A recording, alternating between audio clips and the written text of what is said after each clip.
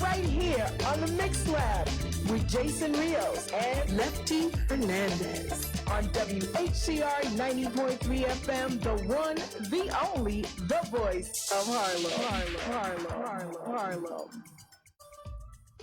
Don't touch that dial.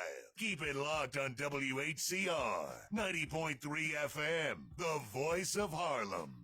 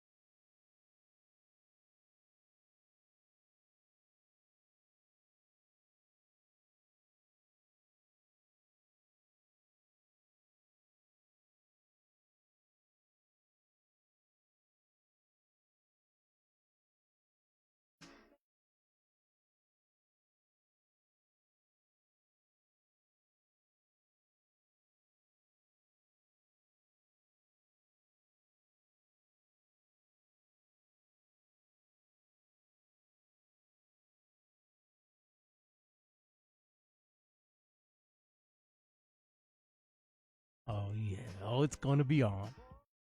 Yeah. All right, here we go. Here we go. Thank Welcome. you for tuning in. This is Jason Rios alongside my partner. I'm Lefty Hernandez. And we are the Mix Lab right here Yeah. at WHCR 90.3 FM, the voice of Harlem. Yes. Welcome to the Mix Lab, everybody. It's Tuesday once again, 6 p.m. And the place to be is right here with us. The voice of Harlem, as Jason has just said, WHCR 90.3 FM. Jason, we got a show today or what? We got a tremendous show today. We have a show today or what? We have some amazing people in the studio today, and we're about to turn it up any second now. So, ladies and gentlemen, as you know, the Mix Lab every Tuesday right here with Jason Rios. I'm Lefty Hernandez, and we have been doing a lot of great things here at the show besides featuring some wonderful DJs doing their things, bringing in their music, their talents, and their backgrounds, doing some spins for us. Last week, we had a great show. And we continue this genre. We continue the tradition, but it's getting better and better. And we've got some amazing guests that we have been lining up coming into the studio. We are so honored and blessed. Tell us who we have. Oh, today. my goodness. Today, I'm going to tell you who we have here today. You know what? All right. So today we have an amazing gentleman. All right. He's a DJ. He is a promoter. He is talented. I'm going to call him an artist because he is. I know him for a very long time, and we'll talk about that in just a little bit. And today in the studio, we have the one, the only, Joey Carvello. Thanks for having me, fellas. Yeah. Happy to be here. What's happening, Joey Carvello? Nice and warm in here, that's for sure. Cold out there, man. I'm telling you. Bad. Awesome. That's okay. I want to let the listeners know, and of course, so you're tuning in with us here at the Mix Lab Tuesday night. Every Tuesday with Jason Rios. I'm Lefty Hernandez from 6 to 8. And as we mentioned, Joey is with us. I have to just give you a little bit of information. So Joey is here, and he's got a great company with him. And we're going to just let you know that he's here.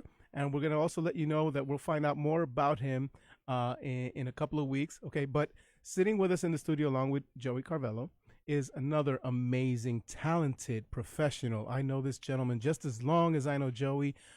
From the music business, the record industry, these guys are amazing people. So I want everybody to please also welcome David German.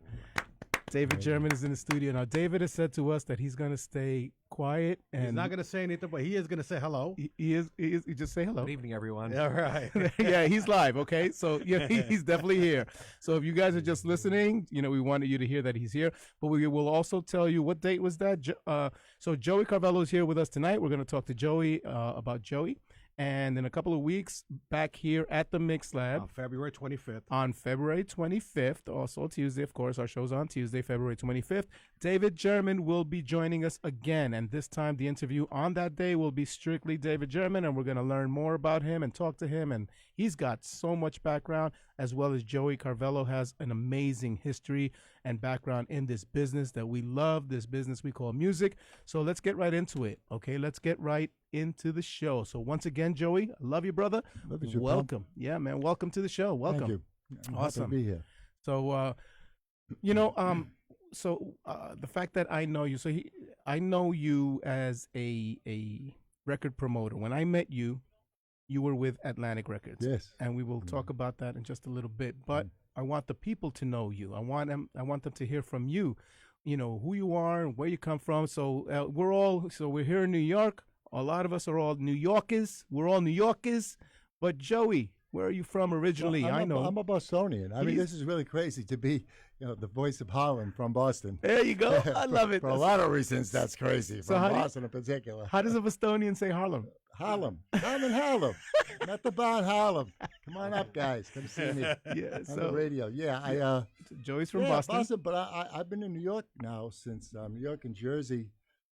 I got here in August 89. So I'm here long enough to, I got a jersey on and spent 13 years living in the city and still DJing in the city and worked in the city at various labels. Yep. But it all started for me in Boston. It all started in at Boston. The clubs in Boston. I started in East Cambridge where, I wrote about this in my book. It was just, it was difficult to be an urban music fan in my neighborhood. Yeah. It was tough.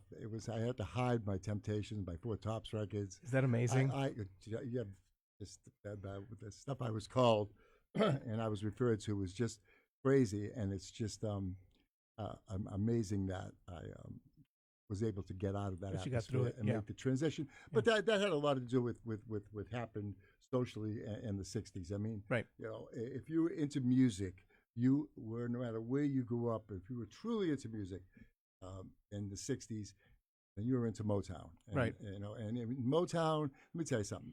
The 60s set up the 70s like crazy. Because in the 60s, the 50s, we come off the war, that we have a booming economy, the baby boomers, kids are being born 1,000 a day.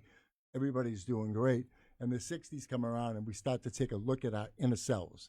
Say, what are we and what are we doing here, and what can we do to make life better for all the people around us?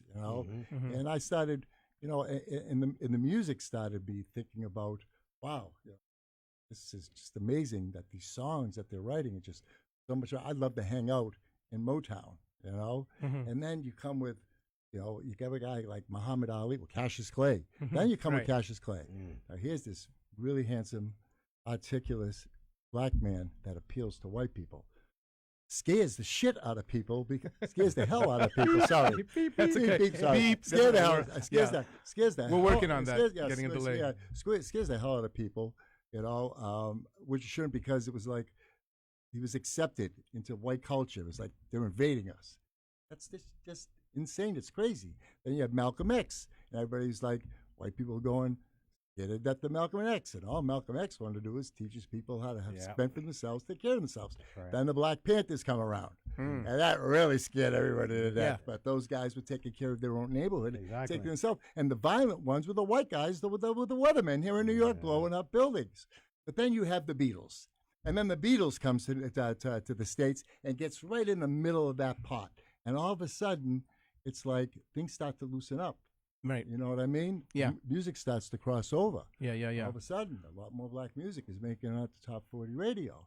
Huh? You know what I mean? All of a sudden, you got this whole white population, guys like me, especially in towns like Boston, that had to hide it. But where do I go to find? There's got to be more of this music. I only have one radio station in Boston, right. WILD, and it was sunrise to sunset.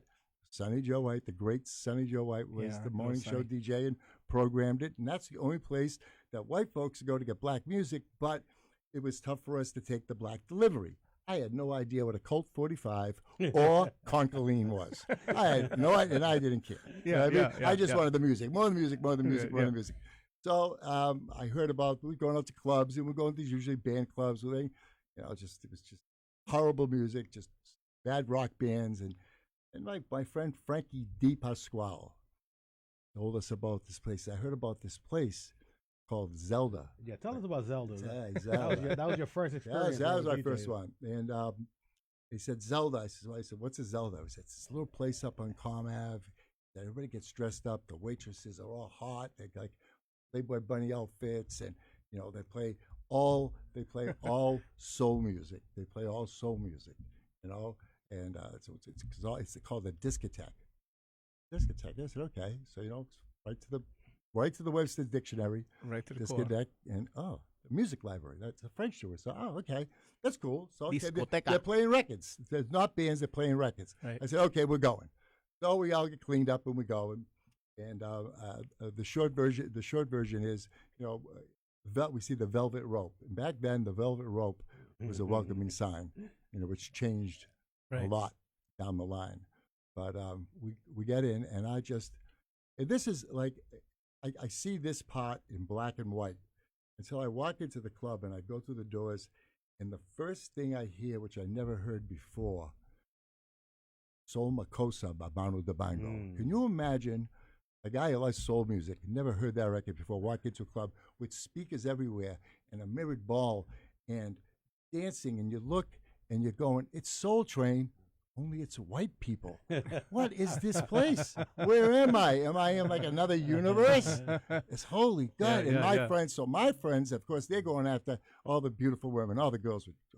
Everybody smelled good, looked good. It was just beautiful. And I just sat there. I stood there, and like it went into color for me. And everything just exploded. And in this one night, a soul guy that never heard these, I heard Doing It to Death by James Brown. I heard Sugar Pie Guy by the Joneses. Wow. Nice. Nice. La La, the Peace Song by O.C. Smith. I heard that for the first time that night. Look Me Up by Blue Magic. Wow. So it's just one after the other, and I'm just like freaking out. What are these songs? And you're loving it. Loving it. That's the key. I was just, and I said, where's it coming from? And I see a little hole in the wall, and I go over and it's by the dance floor. I look, and there's this guy, Andrew DJ, and make it short, I've watched this guy go back and forth. I go, wow, it's pretty good, and it was all quick cuts. There were no blends because there was no constant cue back then, and just one after the other, and I just look in, and he'd look up and look down and look up, and he had an attitude, you know what I mean? He had an attitude. But, he was the man. He was the guy, you know what I mean? And so, and I was just, and I wanted to ask him whether it was, and I didn't, and I left, and I withdrew, and we hung out for the night, and then the next night, I went right back. I remember I went on a Wednesday, went back on a Thursday, and this time, I brought a pad of paper and a pencil. You got hooked. And I just sat there, and I wrote the hooks, and then I finally, and the DJ stood up, and he looked, and he saw me with a piece of paper, and he waved me over. Wow. And he goes, what do you need? I said, what's the name of the last song you played? Stop and Think by the Tramps. Holy shit. Whatever it was. You're not the one that created Shazam, did you? No, something like that. Yeah. It was a pad of paper and a pencil, and that's how I got hooked. Started buying the music. I'll Always Love My Mama. That's the one. Wow. That's what that knocked me on my. That's what I was. What do you want? This one. I'll Always Love My Mama, and that one there. Go out and find that record was very tough because there was only 2 record stores that sold black music in Boston. There was Skippy White's at Central Square, which was in Cambridge, which I could go to. Dude, everything was white. And then Dorchester, where I couldn't go to, but that's where the good records were. Dorchester. Wow. Dorchester. I love it. That's where the good records were. And eventually, I went out to the Dorchester, and they stopped. What are you guys doing being here? in England. What are you doing here? So I'm coming to buy some records. You know what I mean? Okay, well, we're Yeah. watching you, and Yeah. it was cool. But there were only two places to go and try to find those records. The next day, I was up the next day, first thing in the morning, before I even went to work. Yeah. Go to the record store. And there it is. You know, That's the passion. And that's how it all started. And then Amazing. I needed a job, and I auditioned, and That's awesome. No, it's great history, and thank you for that. And it's funny because I can relate to a lot of that because that's definitely when I first saw a DJ, I was like, what in the world is that? And I fell in love, and I was hooked. Same same story.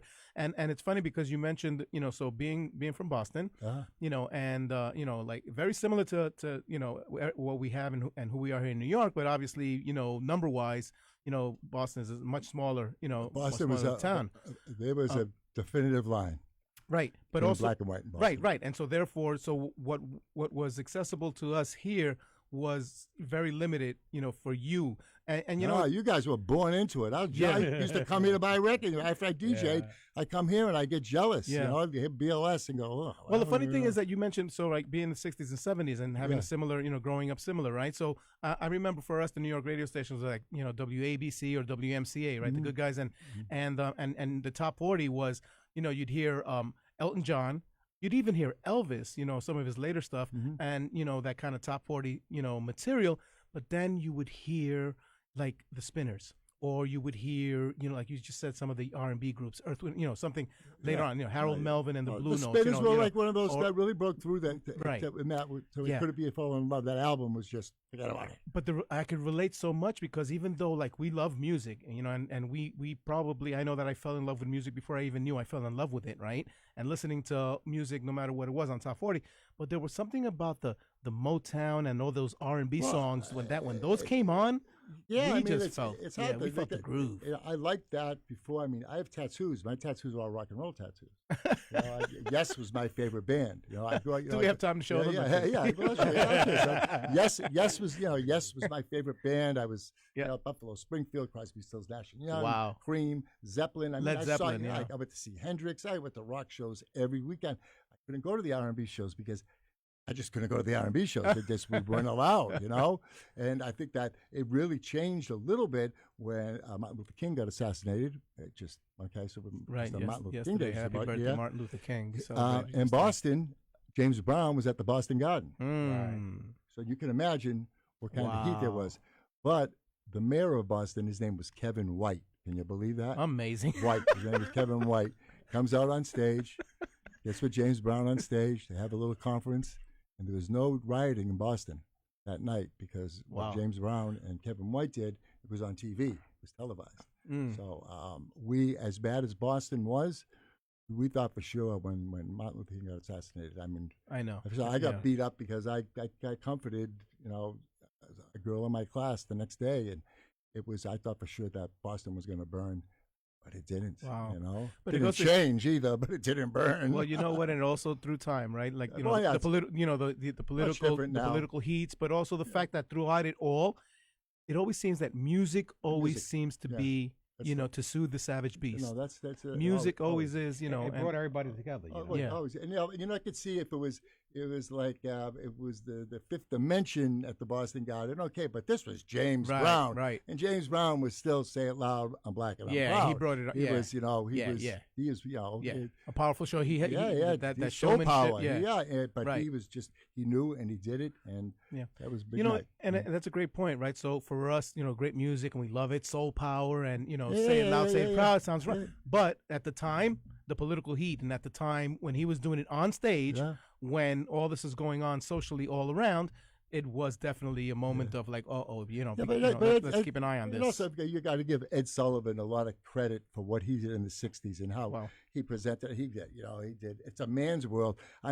James Brown's performance of "It's a Man's World" on Ed Sullivan back in the '60s. That was one of the greatest performances I've ever seen in my life. That was amazing. And every week they had on. It wasn't the Temps. It was the Supremes. It wasn't that. It was the Four Tops. They had them all. And that was another thing that fed me. That was saying it's okay. It's okay to have a juggler and Sergio Franchi and then they have the Temptations and then a dog show. Right. But everybody was there for the Temptations. Yeah, it's That's amazing. the truth. Yeah. Well, and even early '60s, the Beatles come in, and a lot Well, of that a lot changed. of That- but a lot of their sound, right? Like The the soul. music was all soulful. The music that they it's grew all up the on, right? harmonies, of course. Yeah, Yeah, it was all the soul music. Even they were even actually, singing and performing all of those soulful tracks Sure. before they Little became. Richard. They were doing yeah, Little Richard songs, but Before Little the big- Richard was yeah, doing before- Little Richard songs. Yeah. Yeah. Just want to let everybody who's listening, and if you're tuning in, listening to us, get a chance to watch us. Also, we're on Facebook, right, and we're on the other. We're on Twitch. We're on Twitch, MixLab, Yeah. Okay. YouTube. Yeah, we're on YouTube and we're on Facebook. But everybody, you are listening to the Mix Lab here. It's live with Jason Rios. I'm Lefty Hernandez, and we've got some amazing guests in the studio. We're talking to Joey Carvello, and I want to let people know that in order for us to understand today's music and what we're listening to and where we're going, we need to, also learn and listen to where we came from. And Yeah, well, that's where we came from. Yep. Joey's got a great. Oh my God! Just this man. Amazing the history that he brings to the table. I've been very lucky to be able to to stay as long as I've stayed and make the transitions. I mean, people know me as a disco guy, but my biggest success, believe it or not, and nobody knows less about hip hop than I do. But my biggest success was in the hip hop zone. Is that amazing? Nobody. Yeah, is that amazing? And maybe that's why I did so well, because I never tried to fake it. Now, it's not like I didn't work with any big names. I mean, I worked shoulder and shoulder, arm in arm with Snoop, tight for 2 years, and and Cube, and Ice Cube. Yes, and then I went to Little John, and I got Pitbull, and in between there, there's Silk the Shocker, and all these real hardcore, tough gangster guys, West Coast. And the thing was, it was just as long as I didn't try, they accepted me because they knew that I could put them where they were never put before when it came to radio. Yeah. And they liked me because I was a DJ. Snoop was very standoffish until he found out I was a disco DJ, and that was it, because him and his mom used to break open 40s and listen to disco records, and his favorite artist from back then was Willie Hutch. And that happens to be my favorite guy, too. Motown. And I just started laying down the Willie Hutch, and he was going, ah! Yeah. And that was it. And that was it. That was music. Now, there's an example where music really bonded, and it did, and I bonded with him. Yeah. And I can say it now. Somebody says, Joey Carvello, Snoop says hello. Listen, you know what? Music, match made in heaven, and I know you a long time, as well as David German. I met you guys in the music industry. Yeah, well, you guys kept the beat going. Yeah, but I'm saying that because as a DJ, you meet a lot of professionals, and there are, this industry is very competitive, and just a lot of people, and the who's who. And Joey, you've always been a stand-up guy, and you still are. You laid it out. You spoke music. You said what you had to say, and every time you said something, I got in a lot of trouble, a lot of those conventions. Yeah, but I got in trouble. But it was because you're that guy. But it's because I got trouble on the executive end. Right. But I didn't care, because that didn't stop me. But that's because that's exactly my point. You're that guy. This was listen. I only preached. Here's what I preached, and I know what you're talking about. When I did all those conventions when I came to New York between '89 and '95, I did a lot of conventions before that, but those in particular, and I remembered I was looking at, when I said this, I was at a new music seminar, the very first new music seminar, and I was looking straight in the eyes. Yeah. At the Marriott in Times Square? Yeah, exactly. Yeah, the revolving, yeah. But this was in one of the ballrooms. Yeah. And I was up there. Tommy asked me to come up. Tom and I go way back, and he wanted that really. Tom Silverman? We go way back. Yeah, Tom Silverman, so people know, is Tommy Boy Records. Yep, Tommy Boy Records. There you go. So, where was I? So at the seminar, I'm sorry. Yes, we're at the seminar, and I was looking at, and we were talking about how I was able to get. Why was I able to get so much?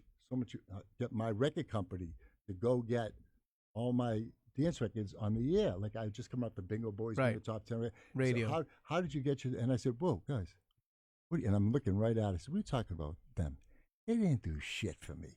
they're never going to do shit for you either. All you guys at the major labels. I saw beep, beep. I'm sorry. Beep, beep. They're never going to do stuff for you. And I said, you're going to have to control your own destiny.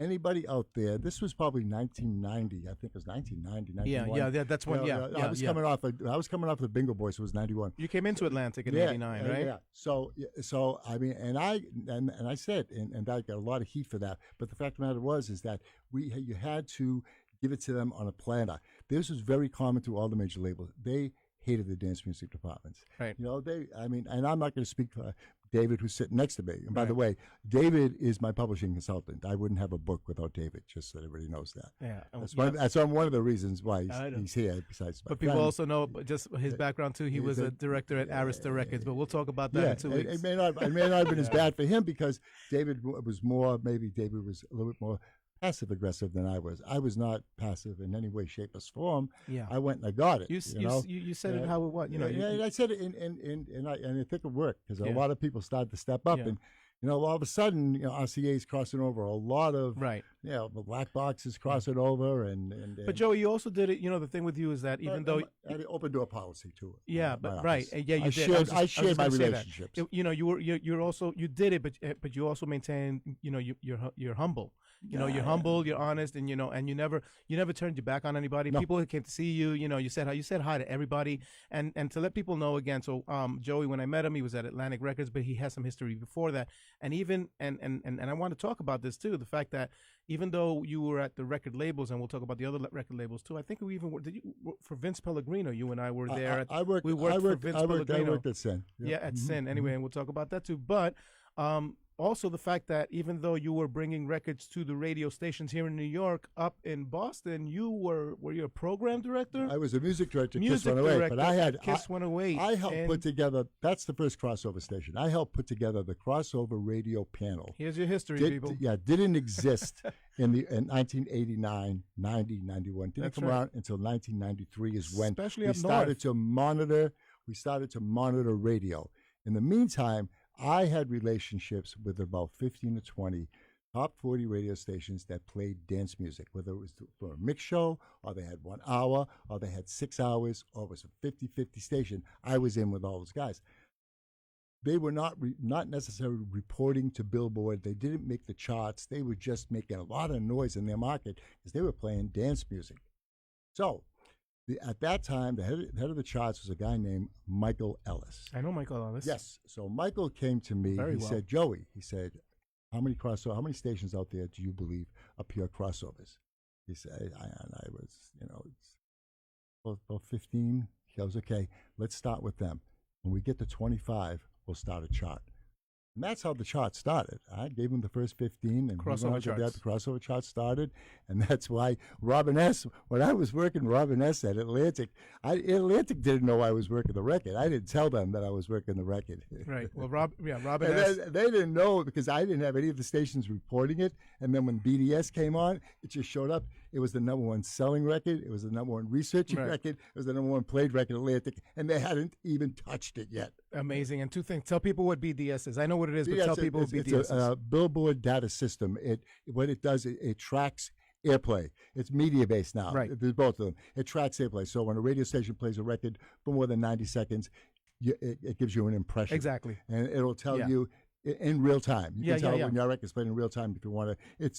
It was vital to the music business, and it changed the music business a lot. It sure did. Really, that was the analytics of the day. It made the independents have to go in the side door than the front door. Yeah, I hear you. So and also, you mentioned Robin S. and Big Beat Records, and that's Craig Coleman, that was his label, which was then were you part of the deal when Big Beat? I brought him in. I was a part of the deal. I was the deal. You signed. I signed Big Beat. Big Beat Records, which is an independent record label, and to be distributed through Atlantic Records. And then I wanted to put Robin S. on Atlantic, but Craig took it for Big Beat, which is okay. That's fine. Craig and I are still very good friends, by the way. And I want to share also I hired my own boss. So you have something Jason and you have something in common, and that's Robin S. So Jason. Yeah, I had the honor of doing actually 2 tracks. I used to work with Troy Bernstein out of California, and he asked me to, he wanted to see what I had, so he asked me, give me 2 tracks. I wanted to, I got this artist by the name Robin S. If she likes it, we'll use one of, we'll take one of the tracks. So I submitted 2 tracks. She took both of them. Really? Yeah, and the album was with Todd Terry. It was Robin S with TDK. TTK. It was on TK. No, CTK. That's TK. one of the artists that was with her. He did Okay, the I rap didn't part. know. I didn't see because when I left Atlantic, the only other song I know that she had was Love plus Love. Right. Love for Love, which I delivered to Atlantic. So don't forget, I got Robin S. from Champion Records in the UK. Right, Champion Like, Records. you don't understand. You know, Champion was the label that I worked with when I worked with Critique back in '84 with the History by Mai Tai, and I had a couple of nice records. I with them. remember Critique. Yeah, I remember that small. Yeah, I remember well, them. Champion, we had a great relationship with Champion back in '84. That was a great label. So we had good records. Sandy B, was it? Yeah. Sandy B, right? That was on Champion. That I signed that. I love Make that the world song. go round. Yeah, I make said the that world was my go round. Christine W. There you go. Christine W. So Another I was great the head of artist. Champion Records for 3 years. Also, Yeah, after I left Goosebumps. Atlantic, while I was stopping by Sin, I was also the head of Champion. That's why That's why Vince and I could never come to terms in our relationship because I would not give up my entire life for Sin. Vince, mention Vince. Oh, Vince Pellegrino. Mm-hmm. Oh yeah, the late Vince Pellegrino. Yeah, an amazing guy. But anyway, Champion, that was like really. I mean, That was a that wasn't great the label. flagship house label. Yeah. I don't know what was. I mean, I have to say that. Yeah. You know, Sour Mia by Faithless. I mean, come on. That was If awesome. that wasn't EDM, Faithless. that was 95. That was beautiful. 95. That was a beautiful Yeah, record. KTU That when was we mine, came yeah. on in '96. Yeah, Yeah. That was Rolo and Yeah. Dido. Yeah, Yeah, that was mine that was too. an amazing Well, song. that was one of my backdoor labels that the I church never talk bells, about. right? The church bells. Oh yeah, I love It's that. Champion. Yeah. I mean, Champion was that label that I don't talk a lot about. But I had nothing but All right, 5 or so 6 number 1 records there. amazing. So, ladies and gentlemen, once again, we are live here at WHCR 90.3 FM, the Mix Lab, with your host, Jason Rios. I'm Lefty Hernandez. Some amazing guests coming through our doors these days, and we're truly blessed. And today we have Joey Carvello. He's telling us a lot about the music. And I want everybody to really, really chime in. I want you people to get the phone number. We're going to ask you to call in just a little bit. We're also going to ask you to, pop up some notes in the chat room. Because, like, as I mentioned, right, the music that we have today and the music that we got, moving forward, but it all has, comes from a history, and Joey has got a great extent of this history. And I just love the fact that he's the, most people get their feet wet, right? This guy was knee deep. I never stopped. I never. It was like officer and a gentleman. Like, why don't you leave? I got no place to go. I had no place else. What else was I going to do? I was going to get a real job. Right. I almost said real effing job. I held back. Okay. I just held back. I didn't say that. That's okay. who he is. That's that Boston in me. Right. We can't help it. This is who he's always been. And but it was why would I leave something that I love so much? And the fact that I get the chance to work with the hip hop end of the business, to see how that worked, that was a lot of fun. So Joey, we talked about where it all started from, back in Boston. But like, had it not been for the DJ, man, what was your life like? Because I know, I know for me that New York, and we moved in neighborhoods and things were rough, and the heat, the streets were rough, and I had another thing. I was. I'm a black belt in Taekwondo. So when I started studying the Suk Chung Institute of Taekwondo. Suk Chung came over. If you know anything about Taekwondo out there, if I'm talking some Taekwondo people, Jun Ri brought Taekwondo to the United States from Korea. Wow. And he brought over 6 other instructors with him, and one of them was Suk Chung, and I was one of his students, and I was one of his star students, and I aspired to be an actor. I wanted to be an action actor. I wanted to be Bruce Lee. I was going to say those are Bruce Lee days. I learned how to use the nunchucks by watching Enter the Dragon over and over and over again. Wow. So I learned a lot, and that's what I really wanted to be, and it came in handy in the clubs. Trust me when I tell you. Yeah. Back in the day, we had a clean house once in a while. They called the DJ. Yeah, really. Well, I'll put something long on. I'll be right back. Yeah, right. Bang, bang, boom, down the stairs. Well, and that survival mode, right? Yeah, back in where we grew up. That's what I wanted to Wow. do, and that's what I went. Then I got. I got behind the turntables, and that was it. You were hooked. I was because I grew up. I grew up in the '60s. Everybody was in a band in my neighborhood. Everybody could play an instrument. I couldn't play anything. I could barely play with myself.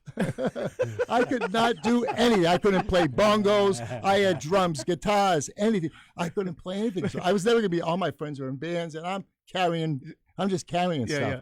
I said, how am I going to be a star? Yeah. And I Yeah, DJ'd. that's amazing. And I DJ'd. So our show is from 6 to 8, but don't worry about it. In Italy right now, it's like midnight. So, so it's okay. I'm so sorry out there. So it's okay. Oh, great. I just lost my chair. Yes, send me the FCC bill. Yeah. Send me the fine bill. Sorry. All right. I don't know what happened there. I guess I got so excited. My chair just said, whoop. Anyway. But being a DJ, so tell us, just to go back a little bit too, you mentioned the clubs. Tell us just some of the clubs you worked at. My first club was a place called Yesterday's Discotheque. It was the quintessential, it was what disco was back then. It was a dive. I remember going there to audition. And I went there during the day to an audition. And I walked into this place and I was like, who died? What is this, a morgue? Am I at a funeral? And it was disgusting. It was a rat ran over here somewhere. I said, don't worry about it. When we turn the lights down, it looks a lot better. I said, I would think so. So anyway, I came back that night, and they did. They turned the lights down. We had an aluminum dance floor. It was like 6 by 10 aluminum, 6 by 12 aluminum dance floor. It had 4 Bose speakers, 2 Rusco turntables. What kind of turntables? Ruscos. You could stand on top of them. You could push those my things. God, I never heard of it. Roscoe, right? Roscoe? Yeah, it was like a radio station setup. Yeah, exactly. Yeah. So and they had some lights, and wow. Play records. I said, and when I auditioned, I just looked better than most of the guys that were there. I just looked good. And you still had to audition. Yeah, mind you. Auditioned, and of course, I made up. He says, "Tell me 50. You got any import?" And the thing was, "Got any imports?" Yeah. He didn't know what the fuck. He didn't know what the hell he was talking about. He didn't know what he was talking about. And I knew that, so I made up about 15 titles. You don't have that? I'll play it tonight. Don't worry. That's smooth. That's good though. The first song I played was "Dance and Shake Your Tambourine." Love it. He's Patrick, I still. You know what? I got to. I didn't know what I was doing, bro, but I got through the night. My friend showed up, and I got $15 a night. That's amazing. You know what? So Thursday, I've got an event Thursday. It's my disco thing, and I play that song a lot. And you know what? In your name, in your honor, I'm going to play it this Thursday. Yeah, I love it. Great song. That's $15 a night. $15 a night. Get 3 free drinks and a little blow. So it all worked out. But that's okay. Now listen, that's not a swear. Yeah. Let's get something straight. Ladies and gentlemen, if you're tuning in, you are listening to the Mix Lab. It is live. Okay, this is a live show, and it is definitely unrated. Today is an unrated show, so don't worry about it. Listen, with what we did in the 70s, as far as, let's talk about drugs.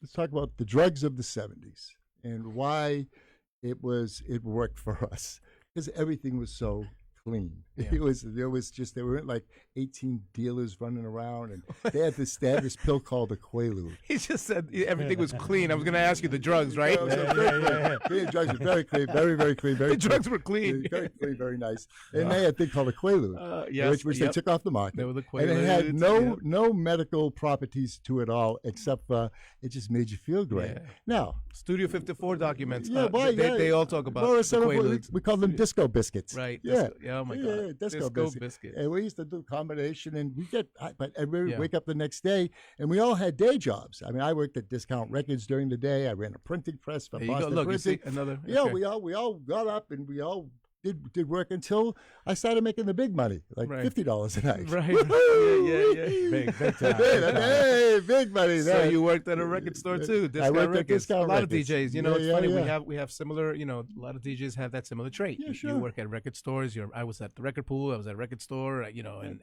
in clubs. So yeah. I was music. Then I became music director at Kiss 108. So I was a music director at Kiss 108. I wish I knew that. I wish I knew that back then. Plus I was a DJ in the hottest club in Boston. Right. And I was a Billboard reporter. I was one of the first 5 Billboard reporters in Boston. I'm one of the first 30 Billboard reporters ever. Yeah. Ever. And I still have. Yeah. I believe I have. Our Bible is called Disco Files by Vince Aletti. Yep. They're reprinting it, by he's the way. In Florida, they're putting it back out. Yeah. They're putting it back. No, he's still here. Vince he's still is in here? the same condo he's been in for 50 years. Oh wow! And he's got a book too. His book, The Disco Files. I mean, if you're gonna buy the original in hardcover, $250. I was gonna say it's an expensive book. It really is an expensive. Someday your book will be. Yeah, I hope so. It will be. I got 5 lists in there. So I always all these people talk like I'm the godfather of disco. I know the disco. I said no. I say, yo. How many lists you got in Disco Files? Thank you. We don't have anything. Joey, get out of here, then. I'm glad you say that. I'm glad you said that because the fact is, though, a lot of people that do a lot of talking, right? And that's what they're doing. They're doing a lot of talking. But the fact still remains. Everybody knows, right? If you've got something like that, and that is prestigious. You're in Disco Files. Yeah, if you were there. Right. You were there. Right. You were but there. But doesn't mean that somebody wasn't there. Isn't a professional. Right. Doesn't know it well. Isn't a curator. It doesn't. Get out of here. Right. I mean, I once again, I know less about a lot of disco than you would. I mean, I get surprised all the time. I'm always Shazamming. You know what I mean? I go out and see Johnny D. And what the hell's he playing? When you say Johnny D, everybody Johnny DeMar. Right? Johnny DeMar. We're gonna get him. I just have to Shazam. I'm gonna call him up. What really aggravates me was Natasha Diggs. Natasha Diggs, if people know anything about the DJ culture, she is the goddess. Came from the Mobile Mondays family. Right. Thank you very much. Right. Ems and we'll talk about that too. Yeah, and she when she started playing, she was much younger than she is. She was very young. She was in her 30s, and she's playing stuff, and I'm sitting there. Why don't I know this? Why don't I know this? And then she go about telling me, I knew that. Why don't I remember that? It just aggravated me. Right. But I love it. But the thing is, I love it because, and somebody said, what are you doing, Shazamming? You know why? Because I learn all the time. Listen. Every time I go to a club, I learn something new. We're always asking, right, Jason? Always. I'm never afraid to say, that's right. Listen. Where the hell did you get that? Listen, a good DJ, you know what? A good DJ, what makes him a great DJ is the fact that he's actually tapping someone on the shoulder and saying, what was that? Yeah, I see it. I mix. I'll go up to the DJ and say, I'm going to steal that one. I'll tell them. People sometimes make fun of people who are Shazamming only because they see them hiding behind a tree. Right. Yeah. They do it like a dirty movie or something. Look at porn. They're looking at porn, right? I didn't do that. I just went right up front. I would show her that I'm looking, and she'd smile. No. Do a little twirl. Look, your girl. Who are you talking to on the phone? I'm Shazamming. Yeah, you are. Yeah, exactly. Who are you Shazamming? Who are you Shazamming? Good. So, it's funny because now, even today, there are times that I Shazam something. And my girl is looking at me like, "What are you doing?" I'm like, "Don't worry about it. You want this track anyway." Yeah. Right. The new stuff. There's so much great new stuff coming out too. You know. Amazing. They make good records again. Yeah. I think so. Yeah, music-wise, right? There's a lot of good stuff. Imports, of course. I was just going to say it's all that. Imports. It's always good. They're always going to give us. They're always going to give us our next big thing. I think our days of being where we were in the 80s, 90s, up to 2010. Uh-huh.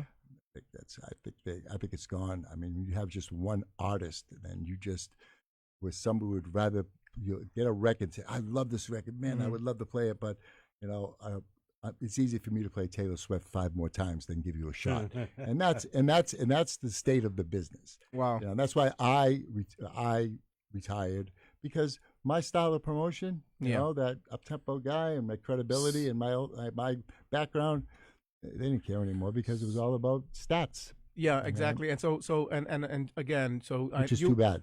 Joey, we talk shop, right? With David, we talk shop, and the things that come out of us, and we understand each other. We talk lingo. But our listening audience, you just said something right now. You just said that when you go, you promote something, and you say, and you meant the radio station. You were referring to a radio station. You bring something for them to play. The radio station turns around and says, "I'd rather play Taylor Swift 5 times than to give you a shot." No, that's so give you a shot. For them to take a chance, of your song that you're bringing in. Yeah, they're covering their own asses. They're making their right. But that's those days. That's the way it is today. So give us a little snippet and let everybody know. So once again, I got to let everybody know you are listening to the hottest thing on the air right now, the Mix Lab on your radio dial, WHCR 90.3 FM, hosted by Jason Rios. I'm Lefty Hernandez. We've got a great little show here that we're looking to really amplify and grow and blow up, and it's because of people like you coming onto the show and giving us, the talks of what this thing we call music, what it is. Tell everybody a a little bit about being a record promoter. I mean, I know that we got to kind of cram it all in, but we talked about you were at Atlantic Records, you were over at some other record labels. I started at Warner Brothers, RFC, Change. Yep. RFC. Okay, so I started hot. I started with Change. And I'm gonna say RFC is Ray Francis Caviano, another great person, another great friend of ours in the music business. He signed on to be distributed through Warner Brothers Records. Which was the last major label to get in the. That was his record label. Yeah, they were also with you at Atlantic, or was that before? That was part of WIA. We were all part of the family. And I tell everybody, WIA is Warner Electric Asylum. Warner Electric Atlantic. Warner Electric Atlantic. And then you had subsidiaries. You had Asylum underneath Echo underneath okay, and these Atlantic. are the major record labels who then distributed other labels. They were all the. WIA was distribution. Right. That's all the records were, and that's when you wanted to buy something that was on Warner, Electra, or Atlantic. Right, they owned the catalogs. You would go to them and say, "I'd like to order this," and that's how that would work. Right. So, and all the local people and promotion people that worked for the variety of those companies were worked in the WIA branch. I was in the WIA branch. You were at Atlantic they Records. When I was at Warner Brothers, I was the WIA branch. Then I went to Atlantic. I was in the WIA branch, but I only lasted 7 months there. They fired me for work and Let Me Be Your Angel by Stacey Lattisaw.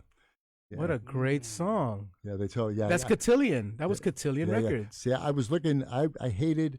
I was at Atlantic, and I just hated the music. I hated the music they would give me to go to radio with. We're talking about promotion guy. Right. This is what a promotion guy is supposed to do. Tell us. Okay, so exactly I'm listening to all this stuff, and I'm looking at what they want me to go get at radio this week, and I'm going, all these records, these are really, really bad records. I said, I looked around, I said, I got a bunch of stuff over there from Cotillion that came to me because that's part of Atlantic. Right. Let me see if they got anything that I like.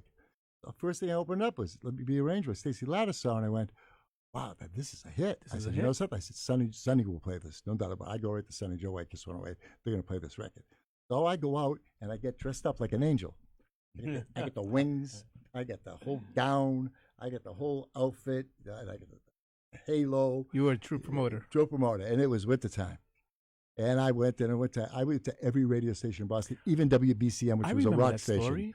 Yeah, so I actually go to the RKO. The PD would see me, and they were doing construction, and there was a cherry picker out in front of the place. I gave the guy $20. I got in the basket. He raised me up to the window. And I banged on the guy's window, and he turned around, and he just sees the angel wings, but he doesn't see the cherry picker. It looks like I'm flying. Brought me in, gave me the ad, played it immediately, talked me up on the air. That's record promotion. That's what you're supposed to do. Out of the box thinking. You go there, you get creative, you make it fun for everybody, and you get your shots. And only the secret to being a successful promotion man for me is, first of all, your passion, but second of all, your track record. If you're right more than you're wrong, you got them. Because I was always able to say, yeah, remember the last time you told me I was wrong about that record? Right. What happened? Yeah. Okay. Yeah. You know, why don't you give me another shot? Yeah. You know, It's doesn't true. that buy me something? Just stop me someplace. And you have give to, me a you shot. know, and Every time, like, I will give you the greatest promotion story I've ever. This is the greatest ever, and it's not mine. There was a guy named Don Masters up in Boston who worked for Polygram. He'd been there for 100 years, and he's one of the greatest promotion guys of all time. Berks, New England. Program director from Kiss 1-8 was a guy named John Ivey, who is now the program director at Kiss in Los Angeles, one of the greatest top 40 programmers of all time. Just a great guy, great programmer, fair guy. So that. Hold on a second. Okay. Is this who I think it is? This is exactly who you think it is, and I want to talk to the best guy in the whole, Joey Carvello. Who's this? Can you identify this voice? Wait, raise his volume. Curtis Urbina. Oh, I was going to say that's Curtis. I was going to say Curtis. Who else? We're going to get back to that story. He's number one. He's my number one guy. We'll get back to that promotion story.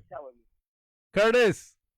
I worked with Curtis. Curtis and I worked together with Jelly Bean at Ola Recordings. We had such a great time at that label. When I started there, I was bowling about 120. I was about 160, 170 by the time we left there. Now he's a bowler. We were just taking those budgets and going to the University Place. The bowling alley was around the corner. We go bowling every day. Oh, my Bowmore. It gets so bad. Jelly Bean once said to us, our boss, Jelly Bean says, "Where you guys going?" "We're going bowling." Can I come? Sure. Amazing. Yeah, so it was Curtis, where are you calling from, Curtis? Oh, I'm up in Connecticut, man. How are you, brother? I'm home. Good. I'm just Are you just snowbound? Practice and so Joey was on, so I'm interrupting wrestling practice. I'm out in the hallway. Awesome. So, Joey, He's man. always there. Curtis always there. shout out to That's an awesome guy. Yeah. That's why. That's what. You're awesome. You know, I was thinking about it Good just people. yesterday. I was just saying the fact, you know, we've been doing this lately, all of us, you know, coming together, coming across. Curtis Urbina, ladies and gentlemen, Curtis Urbina. He was on the show with us several weeks ago, and welcome again. Welcome on the phone, Curtis. You know, you're one of the best Thank tops. you, guys. Love you, Thank bro. you. And you know, we're talking about you guys. You're the professionals, and just, you know, getting you guys all under one roof, all at the same time, so that the world can really know what you know, what our music is, what this thing we call music, right, Curtis? The pioneers. Oh, no doubt. And you know what? I mean, the honor of this show, you know, giving homage to guys like Joey Carvello, who, you know, who's been so, truly so inspirational to so many of us. I mean, he was, you know, just being a DJ up in Boston. I'm sure you've heard his story, and you know, he's written a fabulous book that you know, should get on everyone's playlist. And I hope you guys post it. Oh, absolutely. Yeah, we have yet to even talk about it. But yeah, I'm saving the best for really, last, Curtis. You know, I've been in the business, you know, quite a while, but there were so many opportunities to visit Joey up at Atlantic, to visit Joey and hearing stories about RFC and the many hits he broke, which inspired many of us, you know, the next generation of promoters and stuff like that. And no matter what, man, one of the things I always remember most,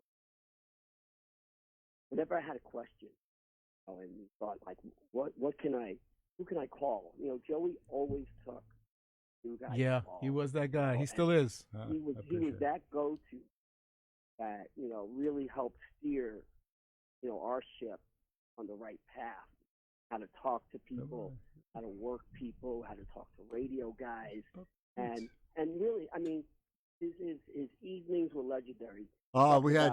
I was you there. know, Oh bowling, God. Oh my you know, God. we went bowling. We still talk promo. Oh no. Yeah. We always worked. We Yeah. played. The work was play to us. Hey, That was hey, the same thing. Curtis and Joey, the Baltimore 44, was that the early the neon disco night? Yeah. But bowling? we were going during the day. We were taking lunch breaks. Right. I Yeah, didn't take a lunch break. We were going there. Like, we were putting it on corporate cards. I mean, Listen. I don't know how the hell we. Bowling.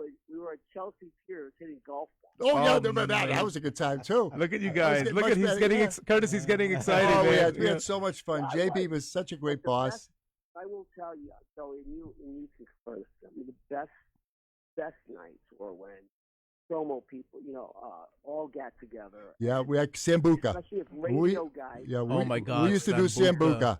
And Yeah, we in the went clubs. to dinners at Joey, what was this, Sambuca? or something? Sambuca. Yeah. Sambuca was across from the Yeah, Dakota, we went to and these restaurants. everybody, no matter what I did, everybody was invited. I made Yeah. sure if a radio guy came in, because I was very secure in my relationship with everybody, and plus the fact that I had really good records. But I felt that if I share this and we get more of guys from my lane getting in their lane, there's power in numbers. That's so right. it was in my best interest Yeah. to turn my programmers onto good promotion people, because they'll say, geez, man, thanks a lot. You know, Yeah. Curtis, good guy. Good guy. Thank you very much for doing that. You know, appreciate that, I Joey. became, I gotta tell you, and that lesson that Joey taught us during those evenings, that there were power in numbers, were helped me later on when I became a music supervisor and I was trying to get music into films and working hard. But I knew that it wasn't just about promoting my music; it was about promoting other guys' music as well. Yeah, which you And do. that You still got do, me Curtis. further in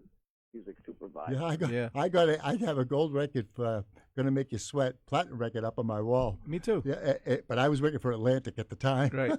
That's amazing. But that's Yeah, because of the cross promotion. It was, Yeah. because I, you know, Larry knew, you know, and Curtis, and you know, and Robert and David both knew. I wanted them, and I was either try to, you know, screw my best friend, one of my best friends, Larry Asgar, Right, Larry and try to Asgar, talk yeah. him out of it. Yeah. Or be happy that the fact that I already had Louis and Mark Anthony. Yeah. So I told them, I remember told David and you guys are going to be the biggest thing in the business. Well, I said, Larry "Yeah, with the Asgar- right guy, and He was a part. Larry Asgar was Atlantic at He one was point. Atlantic. And then he broke off to do he his was the own guy. thing. He I did got in the Vendetta. promotion. Yeah. I got into the retainer promotion, dance music promotion business that I started as a retainer I was there with Larry. My first thing he hired me on was Company V. And Yeah, I got Company that V. on Power 106, and then Eddie O hired me on Princesa, and then Bob Catania ordered me on Mars, Pump Up the Volume. All of a sudden, I had a business going. Right. There was no ads. I wouldn't get the ads, but I get your record played. Right. And then the label, and once again, all these guys that were giving me this money, they were working the dance end of the label. So the top 40 people didn't know what was going on. They wake up one day, and my number one record is Mars. I mean, what's that? So it's you have it. It's on your label. Right. Again, to the listeners, we're talking about something. Joey was with a record label, but then he breaks off to do independent work. I did independent work. So that's independent. So all these record labels are not coming to him. Curtis, did you do that too? Curtis, did you also? No, you didn't. No, you started your record label, Quark. I just ran record labels and stayed with labels. There were guys like Joey who Yeah. so good at Yeah, it. yeah. There are a lot of guys. So there was. I worked for Rich Weinman. There was respect for guys like Joey. Yeah, I mean, I did it up until about 2 years ago. Honor their lane, man. That was their lane. Good at it. Yeah. And let them run with it. Right. And, Exactly. Yeah. Those who tried. Yeah. There were some who tried. Yeah. Yeah, I sent, but and also you send it. I sent back. There were times I sent money back. He goes, "What's this?"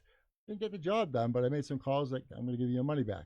That's never happened to me before. Joey, Well, you then, always been that way. I love that. Listen, I'm gonna let you guys have your time with Joey because he got some great stories. I just wanted to call it. Curtis, you're the best. I love You you. are buddy. awesome, Curtis. Yeah, We're gonna do this. We're still on for this.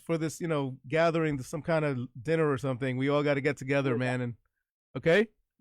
There's no better person to put that QB that right there, sitting right next to you right there. That's the truth, that man. knows how to put dinners together and get people to come. He's been doing it for years. That's awesome, Curtis. Thank you for calling. Thank you for Have calling. a great night. I'm gonna keep on listening. Love you, okay? brother. Thank you so much for Curtis. calling, bro. Be good, brother. Awesome, man. Joey. Oh, so man, so- amazing. So you were in the middle of a I tell story. you, a promotion. This is a promotion. This is what you call the ultimate radio promotion stunt. So. Once again, Don Masters, Polygram Records, been there for 100 years in Boston. Up in Boston. And, they stay there as locals and regionals their whole careers. And the program director is from KISS 108. His name is John Ivey. John Ivey's now the program director at KISS in Los Angeles. He's been there for, got to be 15 years now. One of the greatest programmers of all time. That weekend, so Monday was Music Day, where the record labels go to the radio station, sit in line, and they get an audience with the program director or the music director, depending on how the relationship was with the station, sometimes both. So they would go to the program director and pitch their record. This is what we're going for this week. We know that you're doing your ads. You put in your new music on Tuesdays. Would you put this in for me? And please tell Billboard that you're playing my record, because they want to be in the playlist too. Right. Got it. Okay. So that Sunday, David Copperfield made a 747 disappear on TV. Do you remember that? No. David Copperfield was a magician. Yeah, This the is magician. the magician. Yeah, This is probably, it's got to be the 90s. And he made a 747 disappear. Now, and this is in the middle of summer. Don Masters goes in and he says to John Ivey, he says, "I have this record. It's by Bobby and the Red Sox. I'd like you to play it." And John Ivey listens to the record and he says, "You know something? I don't know. I don't think so. I'm not gonna play something like this." He goes, he says, and Don Master said to him, "I really need this. I really need the help." He goes, "I'll tell you what, you make a 747 disappear and I'll give you the ad." And Don Master said, "Okay," and he left. Okay. So the next day it was 95 degrees out. And John Ivey looks outside his window, and a truck pulls up. And out of the back of the truck, a guy pulls an ice sculpture of a 747 out. Leaves it in the sun. The 747 disappears. The guy gets the ad. Yeah! That's promotion. That's a great story. That is awesome. That's promotion. There You you can't go. make that up. That's You don't make that up. ingenious. I have 100 of those. That is ingenious. Yes. Excuse me. And that is You amazing. don't do that. They don't do that today. Today they don't do Yeah. that in the music business. Yeah, no. Today I it's feel a bad totally, for the yeah. guys in the music business. Yeah, I have a lot they- of friends that hate going to their job. The fun's not there anymore. what- You know, what there's a a lot sin. of a lot of great guys. And so many of us. And there's some people that we want to bring up here. You mentioned, we just had Curtis.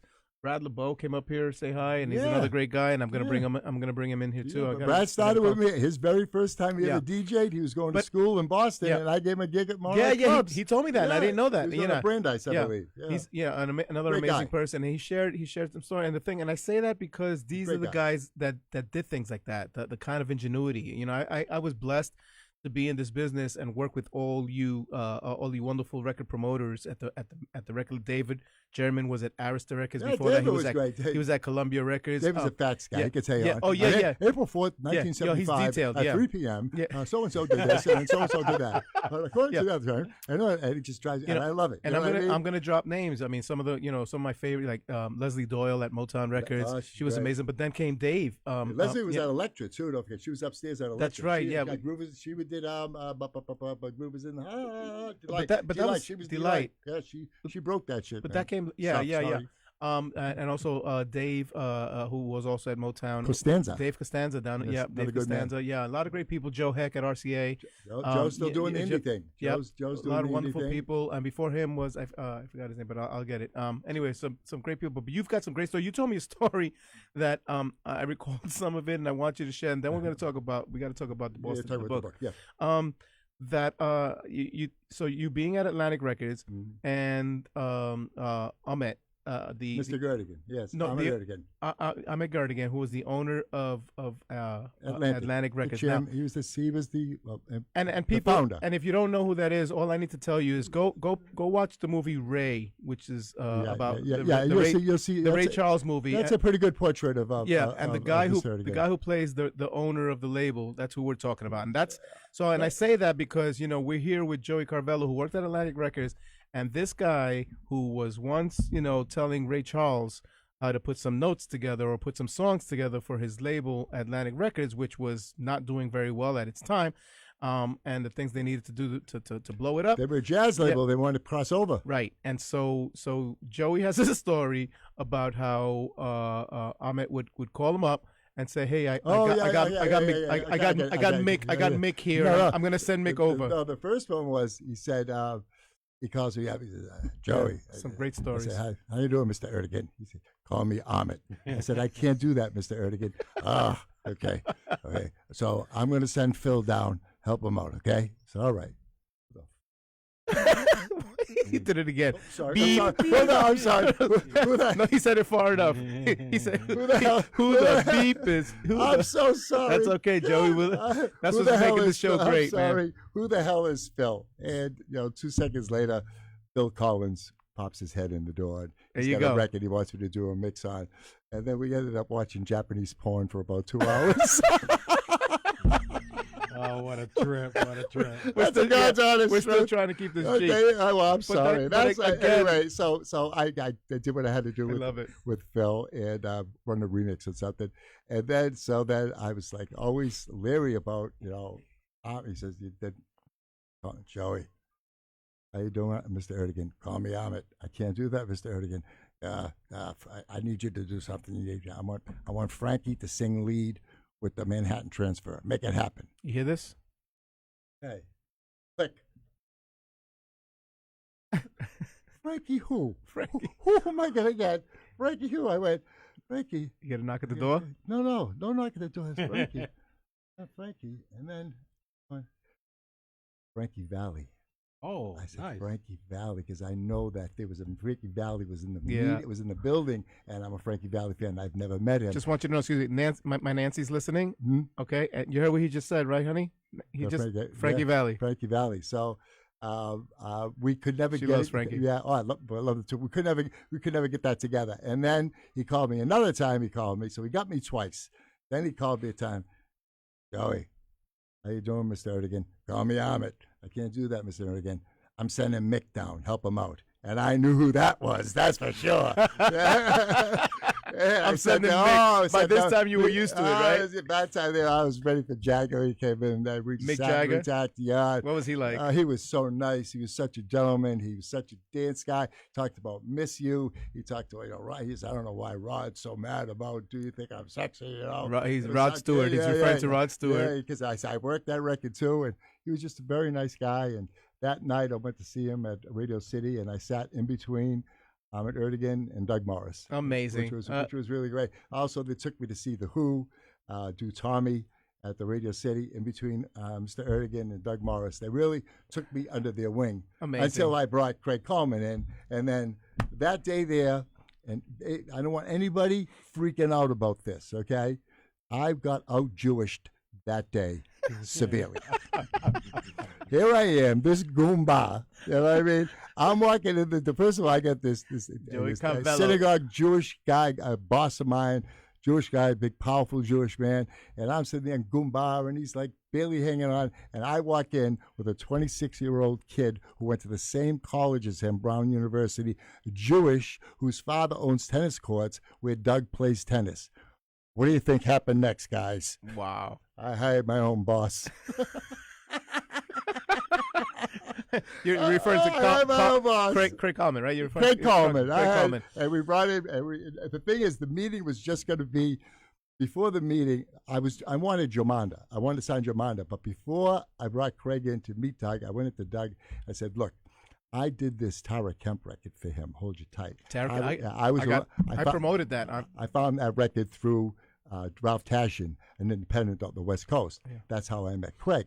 I got him all his radio stations, and my ex-wife Dorothy got it signed to Giant Records. So I already knew Craig's potential. So I brought it to Doug when Craig is on his way up. I said, "I want to buy his label." "What the hell are you talking about? You can't drop this on me right now." I said, "Doug, spend 15 minutes with this guy and let me know."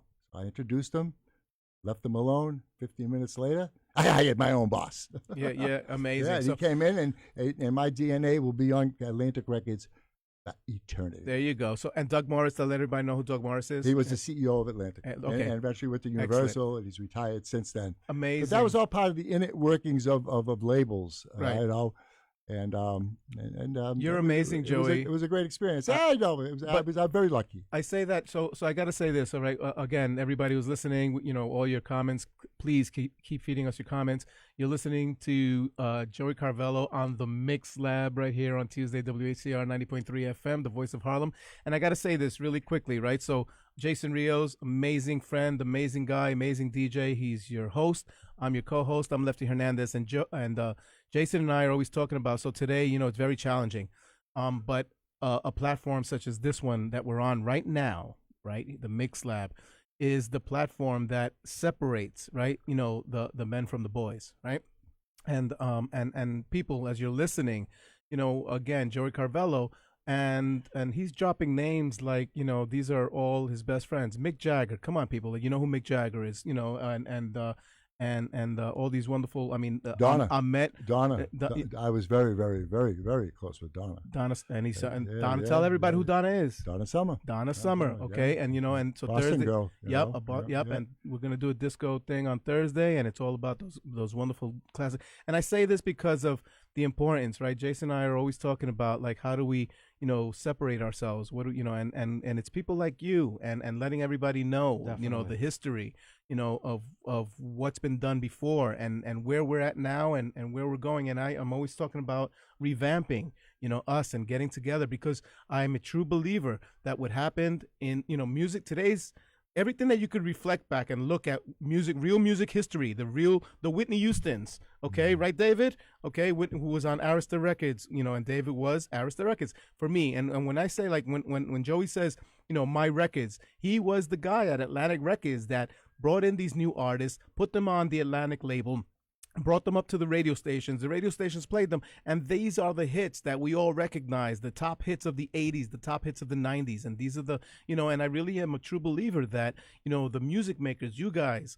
the veterans, the pros, and that today's world needs a little shaking up. It was easier to do in the 80s and 90s. Yeah, but it still needs a little shaking up today. And, The problem is it's songs. I mean, hits aren't produced. Hits are written.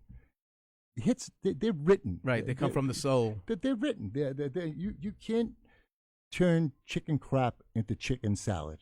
You can't do that. You can't take a bad song and make it a good song because of great production. Because of a mix. It doesn't happen. You know what I mean? You can't preach. You can't make Joey. That's exactly you can't make what we a want to bad hear. song a good song because you add Jay-Z to it. It doesn't work like that. You're You know what I right, mean? you're right. It doesn't work like that. It's gotta be written. And then it's so much easier to produce something that is written well, that they come out like boom, outrageous. And there's still people that are doing that. There's still, I still hear some records here and there going, I wish I could get to that label so I could work that record. I mean, up until the last one I came this close was Alex Newell, Kill the Lights.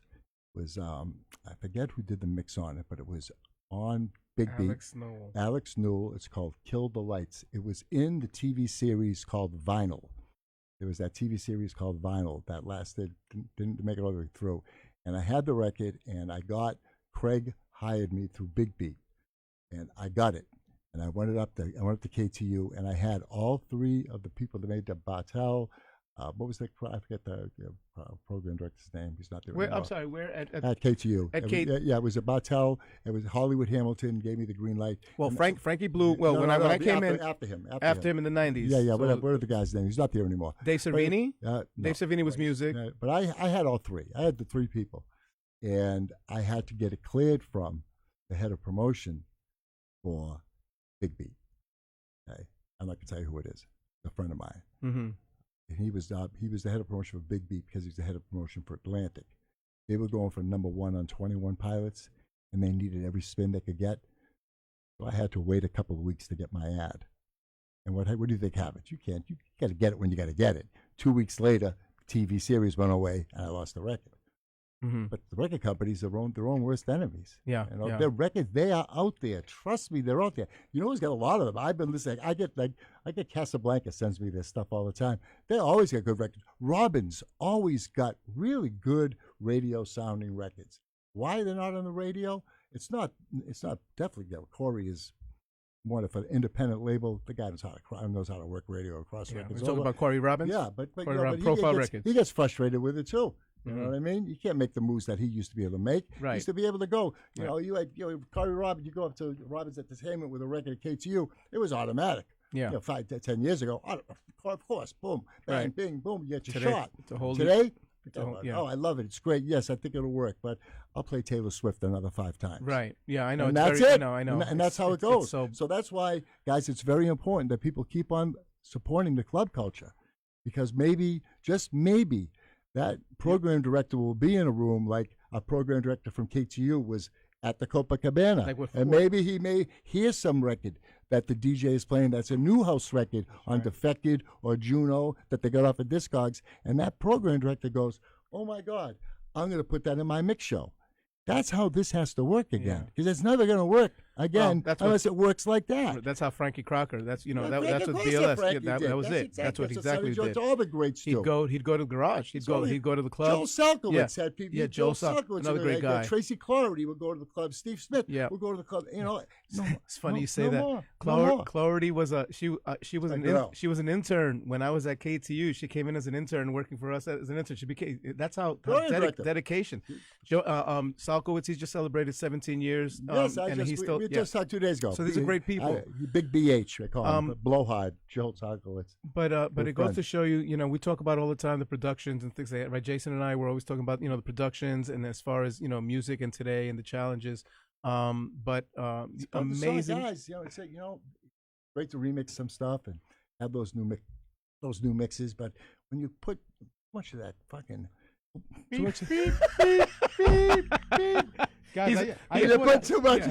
Ladies and gentlemen, I'm so sorry. He's a natural. He's from Boston. All right, all right. So, but sometimes when they do these remixes on the classics, they just put that big attack snare on it just to give it drives me Today's crazy. music is nowhere compared to. I'm gonna say something, and you know what, and we need to say it, and that's what this is for, right? The platform to say it. Yes. You and I come from we're big on the disco days again. So this Thursday, I've got my after work disco boutique, 100% disco, all the original classic disco. I got to be honest, a lot of talented DJs out there who I don't know why. Help me understand why they will take all those disco classics and play all the classics that had the 4-on-4 laid right behind. You know why? So it's too They're easy. Lazy. I was just going to say that. They're lazy.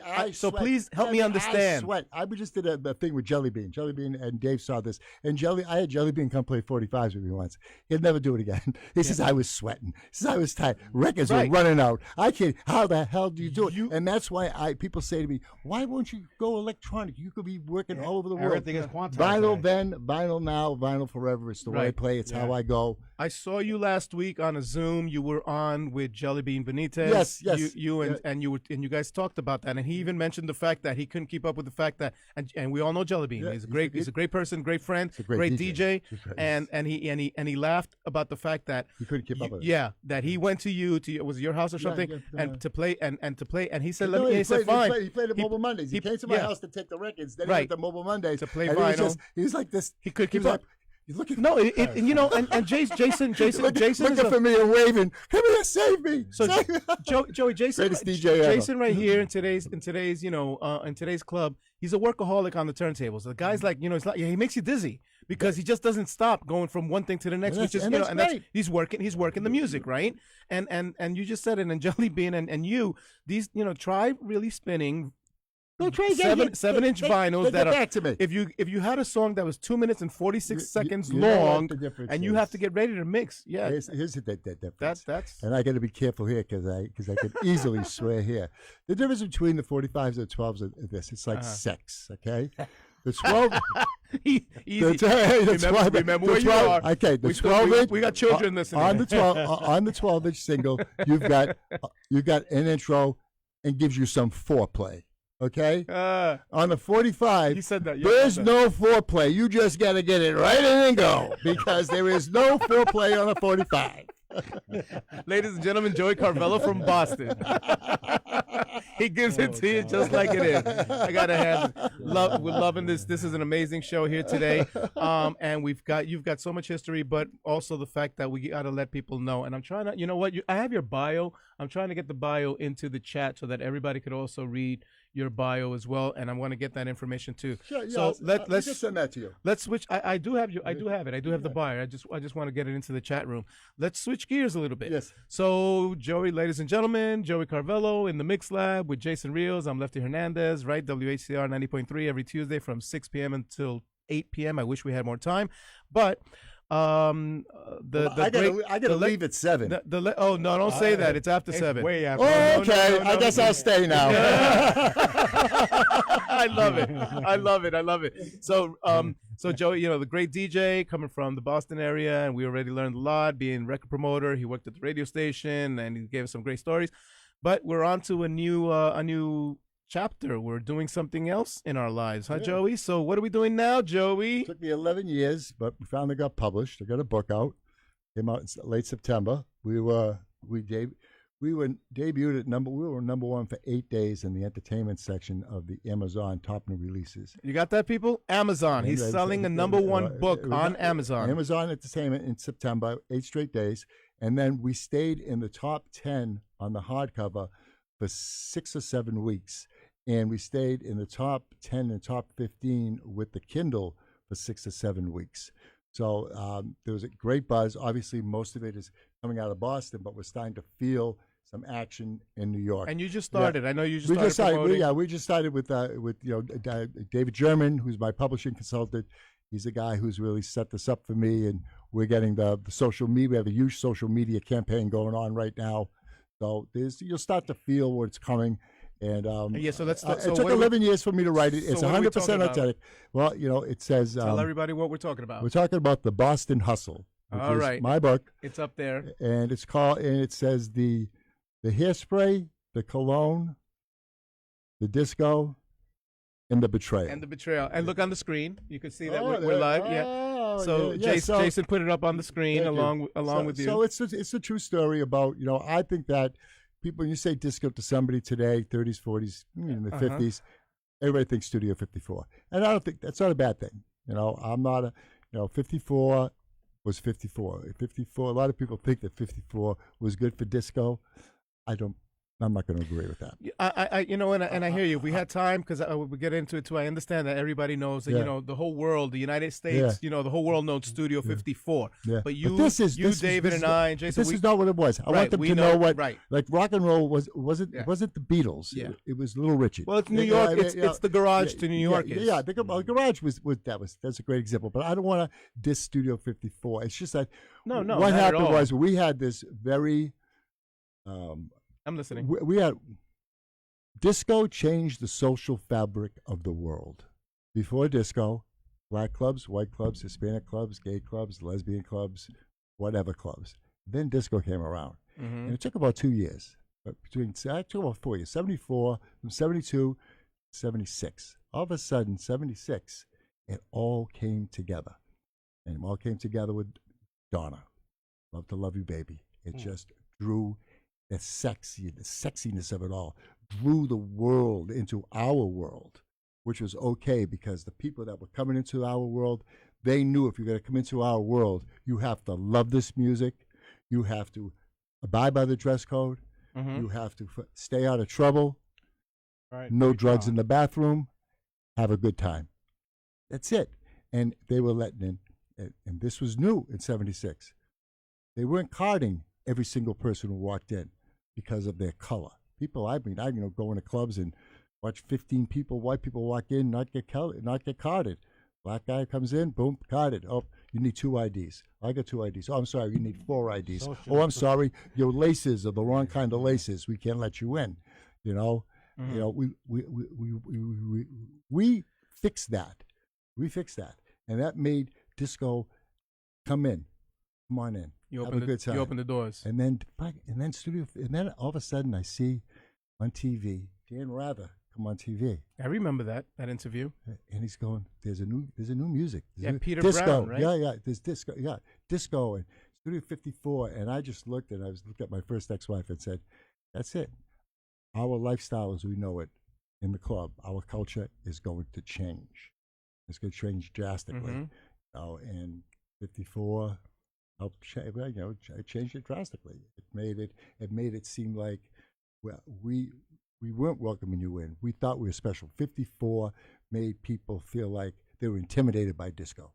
They weren't good enough to come into a club. Right. They wouldn't let Nile Rodgers in. Right. That's from Chic. They would not let Nile Rodgers. That's why he wrote Le Freak was supposed to be.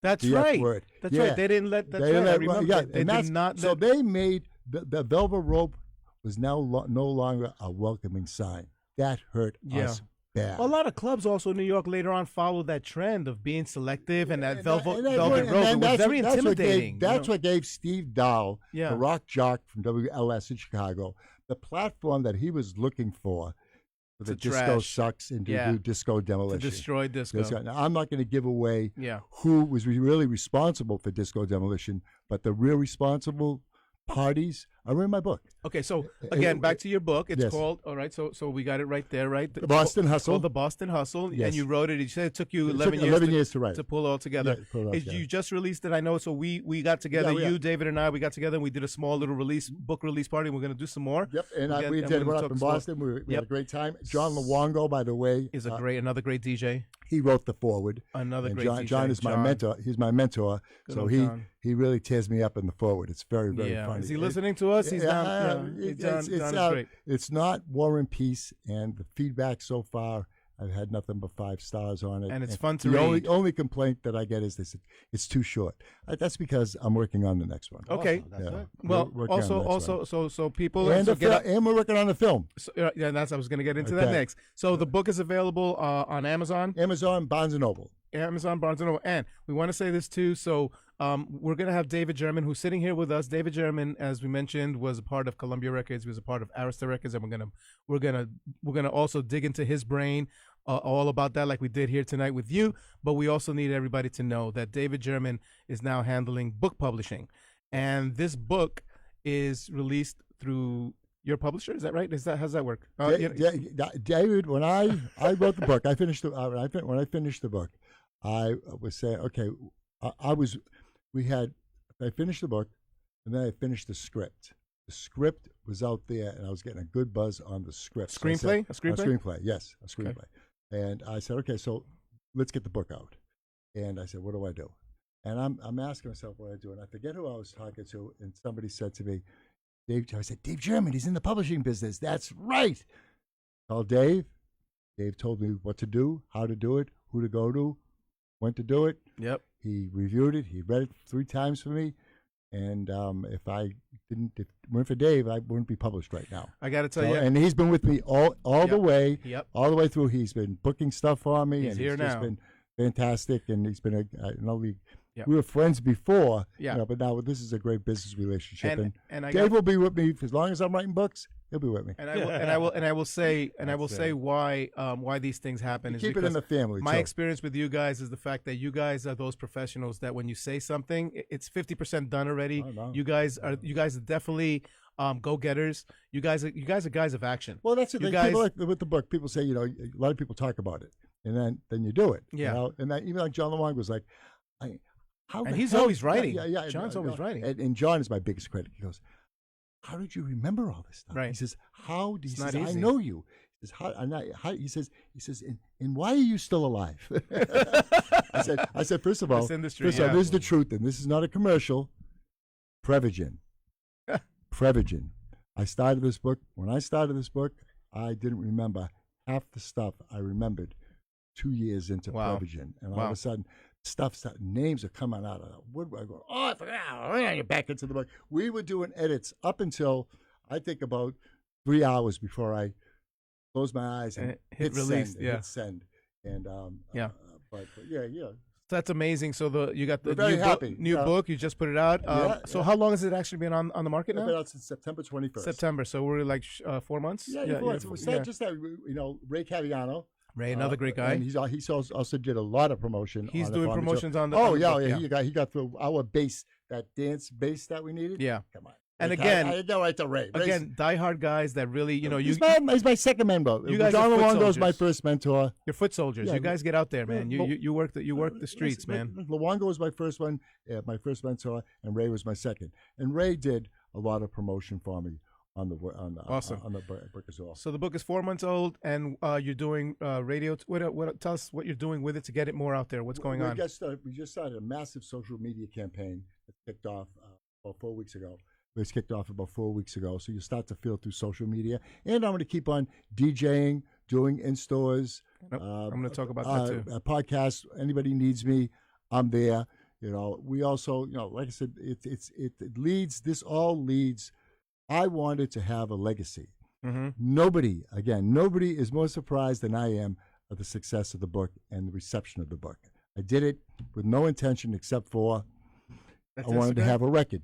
I wanted to have a record of my stuff. But then a producer, a movie producer in Hollywood got a hold of the book, came back to me and said, "This is a film. Let's do it." And all right, that was the next step. That was the next question. So the book, we know it's a book. You talked about it being a book because of a screenplay that you wrote. So we've heard rumors, and I've heard it time and time again.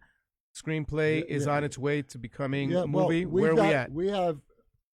We have two great writers, Stevie Long and Joel. I'm listening. My God, I'll get Joel's last name. He's a great writer. It'll come to you. We had about 5 or 6 different drafts before we got it right. Once you go Hollywood, it's very, very difficult to keep it true to what you want. We finally got it where we wanted it. Got it. First person I wanted to give it to was a friend of mine who ran Boston Casting. He casted 60 movies in 40 years in Boston. Most recently, Beetlejuice 2, Coda, Oscar, Departed, Oscar, Whitney Houston story, the very first one that was done a few years back. And she flipped out for it. She was one of my disco ducks that followed me from club to club, and she actually sold T-shirts in one of my clubs, and we grew up about 5 blocks away from each other. So she went crazy for it, and we've got a major studio up in Canada who's reached out, interested, and the soundtrack, I can't give up the name of the person who's very interested in the soundtrack, but I just want to. We mentioned him earlier. That's I was going to say that we mentioned him, so we can't because I don't want to spill the beans. I don't want to spill the beans, but we mentioned him earlier, and I was once again nobody's more surprised about the enthusiasm that this person has for this, and if we can attach that name to this, Yeah. Forget about it. So Amazing. we're very confident that in the next 8 to 12 weeks that we'll be able to make an announcement. You heard it, people. So we are on the Mix Lab. Jason Rios, I'm Lefty Hernandez, and we're bringing you just what radio should be. I'm a firm believer. I love radio. I was fortunate enough to work in radio. I'm a firm believer that this is a great platform to do what we're doing right here, and we're bringing you some great talent, great information, great history, great people, and you heard it. Ladies and gentlemen, run with it. Take the information and run with it. Put it out there. Get the book. Joey Carvello is here telling us his story, where he came from, what he's done, and where he's going. Follow me on Instagram. Yep, So, I just put it out there. yeah, I put your yeah, tag, yeah, right? Joey Joey Carvello. Carvello. Thank you, David. Yeah. Joey Carvello, author. Yeah, you can do both of these. Joey Carvello and there's Joey Carvello, author. On Instagram, On okay, Instagram. people, so you can follow. Yeah, Jason, you had something to say? No, I just want to encourage, if anyone wants to call into the station, ask any questions, call in. Yeah. 212-650-6903. Be mindful of the time because it is 7:33. Our show ends at 8, and we still have got so much ground to cover. But again, ladies and gentlemen, our listeners, we thank you so much for listening. This is what we want to do: is continue to bring quality radio, to you, to the listener, right? And Joey Carvello is telling us what's happening, and this is real. He's got a real book out. He's got a screenplay in the making that someday, maybe at the end of the year, you guys, we're all getting together talking about this fabulous movie that we saw. But people need to know that, Ridley Scott, the director. Ridley Scott. Now tell Ridley Scott he did Alien. He did Alien. He did all the Alien movies. What else? We're talking about some real directors, real producers. He's one of the Hollywood top 5 guys out there. Yeah. He's doing the Bee Gees biopic. So next year you're going to get a Bee Gees movie. You think disco? You heard that, honey? The Bee Gees. You think there's going to be some disco action when that movie comes out? There you and go. There are other documentaries. So, somebody's always calling me. He's interested in your. Who's that? In your screen. Ridley Scott. Is he interested? No, he doesn't. Right. This is on a whole different level. The person that we're looking at to direct this is a smaller guy. We're going to go. First of all, my film's going to be analog. I know you. It's not going to be digital. It's not going to be digital. I know, but you told us smaller guy, but the truth is he's small on a large scale. Yes, a large scale. Okay, that's for the soundtrack. The director, we think we know who we want for the director. Amazing. And we have some casting people that we know. I know already. I mean, there were 2 Colombian club owners that I worked with in the. Hey, Jason, right? We do some background acting, right? I think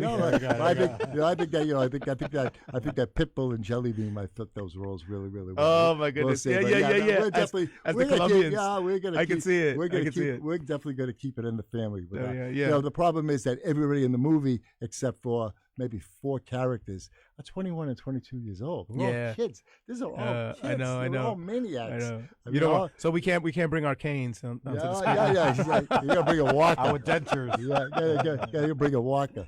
Yeah. Oh my God. So ladies and gentlemen, our listeners, thank you so much. You're listening to the Mix Lab every Tuesday from 6 to 8. Jason Rios, your host. I'm Lefty Hernandez, co-host right here, WHCR 90.3 FM. And we are sitting with the amazing Joey Carvello, who's just telling us some fabulous information and stories. You said something before with the radio station that I could relate to. So I know I've done record promotions as well, and I worked for some independent, Rich Wyman and some other people, and and they brought me a record that and I want to share this because I could identify, right? They brought me a record that nobody wanted to touch. My job, and Rich would be like, you got to go in New York radio stations, go up to Z100, go up to Hot 103 back then. It was Kiss FM, all these stations, BLS, and I'd go in, and if I'd spend an hour or 2 in the waiting room because I have to all the promoters and we chat and to see the program director or the music director, and I'd get called in. If I was in there 30 seconds, I got lucky, and that's because the record that I had, nobody wanted to play. They wouldn't touch it. As a matter of fact, Frankie Blue was the program director at Z100. I'd go to see him, and I walk in with this record, and he said to me, and I'll tell you what the record is. He says to me, Lem, what do you got for me? He goes, and don't mention that record, because if you mention that record, he goes, I'm not playing it. All that to say that what you do and what you did is you worked music that you believed in. The record that I believed in it. They gave it to me, and they said, what can you do with this? Corey Robbins came to Rich Wyman and Run DMC had this big album, and he said the priority, we got to put Run DMC through the roof. Right. Big, you know what? I don't want to hear nothing but Run DMC. And he came to us, and at the same time, with the retainer, he said to us, he says, you know what? I got this project here. He says, test it out, see what you can do. Rich Wyman comes to me, and he brings me this record. He brings me a 12-inch record, the only record, it was only released on a 12-inch, on Profile Records. And that was It Takes Two. Yeah. It Takes Two to make it, right? So, and he says to me, he says, listen to this and tell me what you think. I listened to it, and I listened to it a few times. I was like, I says, I don't know. I says, but there's something about it. I said, there's something about it, and I kind of like it's gonna grow on you. Lynn Collins. It's the Lynn Collins song. But as the hook, as the rap, back then, right? Commercial rap wasn't really a thing, right? So I said, you know what? I stuck with the record for 6 months. 6 months. Nobody wanted to touch it. Record stores were sending the records back. I was sending promotional, copies out. They were sending it back. They were, please don't call me on this. I don't want to talk about it. Until that one day, I get a call from Frankie Blue at Z100. He says, Lem. I says, what's up? He says, you still got that record? It Takes Two. Probably heard it in the club. He says, you still got that? I says, yeah. He says, tomorrow. He says, bring me a copy. Bring me a copy. I brought the copy. He says, we're gonna test it. We're gonna test it. Boom. The rest is history. Yeah, nice.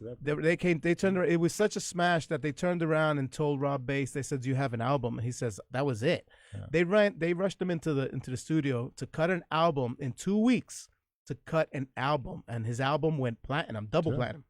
All right, and that was my first gold record, hanging on my wall. Yeah, and so, but the same thing. Little John was like that. But everybody told me I was out of mind. We'll never play Little John. But that's why that's why we're grateful. That's why I appreciate what you're saying, and I want people to know the hard work and who you are and what you've done and where you come. David German's got similar stories. I mean, we're going to talk about that in a few weeks. So people, listen up. David German will be back with us on February 25th. Took me 40 weeks to get Hot 97 to play Little John. Get low. Yeah. They asked him for the show, and Tracy Clardy to this day says the greatest jamming show ever, the Hot 97 jamming show ever was the Little John show, because we had Little John. It was all on the stage at the same time. Little John, Pitbull, Yin Yang, Fat Joe, Big Pun, Elephant Man. That's the 90s right there. You just mentioned the 90s. Yeah. I mean, this was later on. This was 2002. Elephant Man. Elephant Man. They were all out. It just was insane. Yeah. I never saw anything like it. And they just started playing his record too. Amazing. It took me. They were the last radio station in the entire world to add Little John. Was Hot 97, and then once I brought him, funny? Then when I brought him up there, they gave him the friggin' morning. He took over the whole morning show there for 2 days. That's amazing, man. Yeah. But Tracy was like Tracy and I were dearest, bestest friends. She had dolls. She's still a good friend of mine. Yeah, she's a good person. She said, I just can't do this for you. Just guys, I can't get past it. Yeah. Yeah. Then finally she tried it and went boom, and then she said, "Can I have him for the?" And she was like, "I kind of embarrassed. I know it's late." I said, "Of course you can have him." I said, "You kidding me?" Little John, I have Atlanta come and take over Hot 97. And we did. Took it over. That's all right.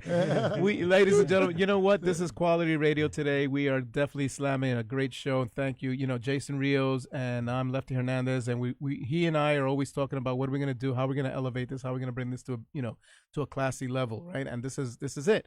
We bring in people like Joey Carvello, Dave German, who will be with us again, and telling us, these are the real McCoys, people, and this is what makes a difference, and this is what we're trying to do, and put us in a great direction. And Joey is here today telling us his history. He's a DJ.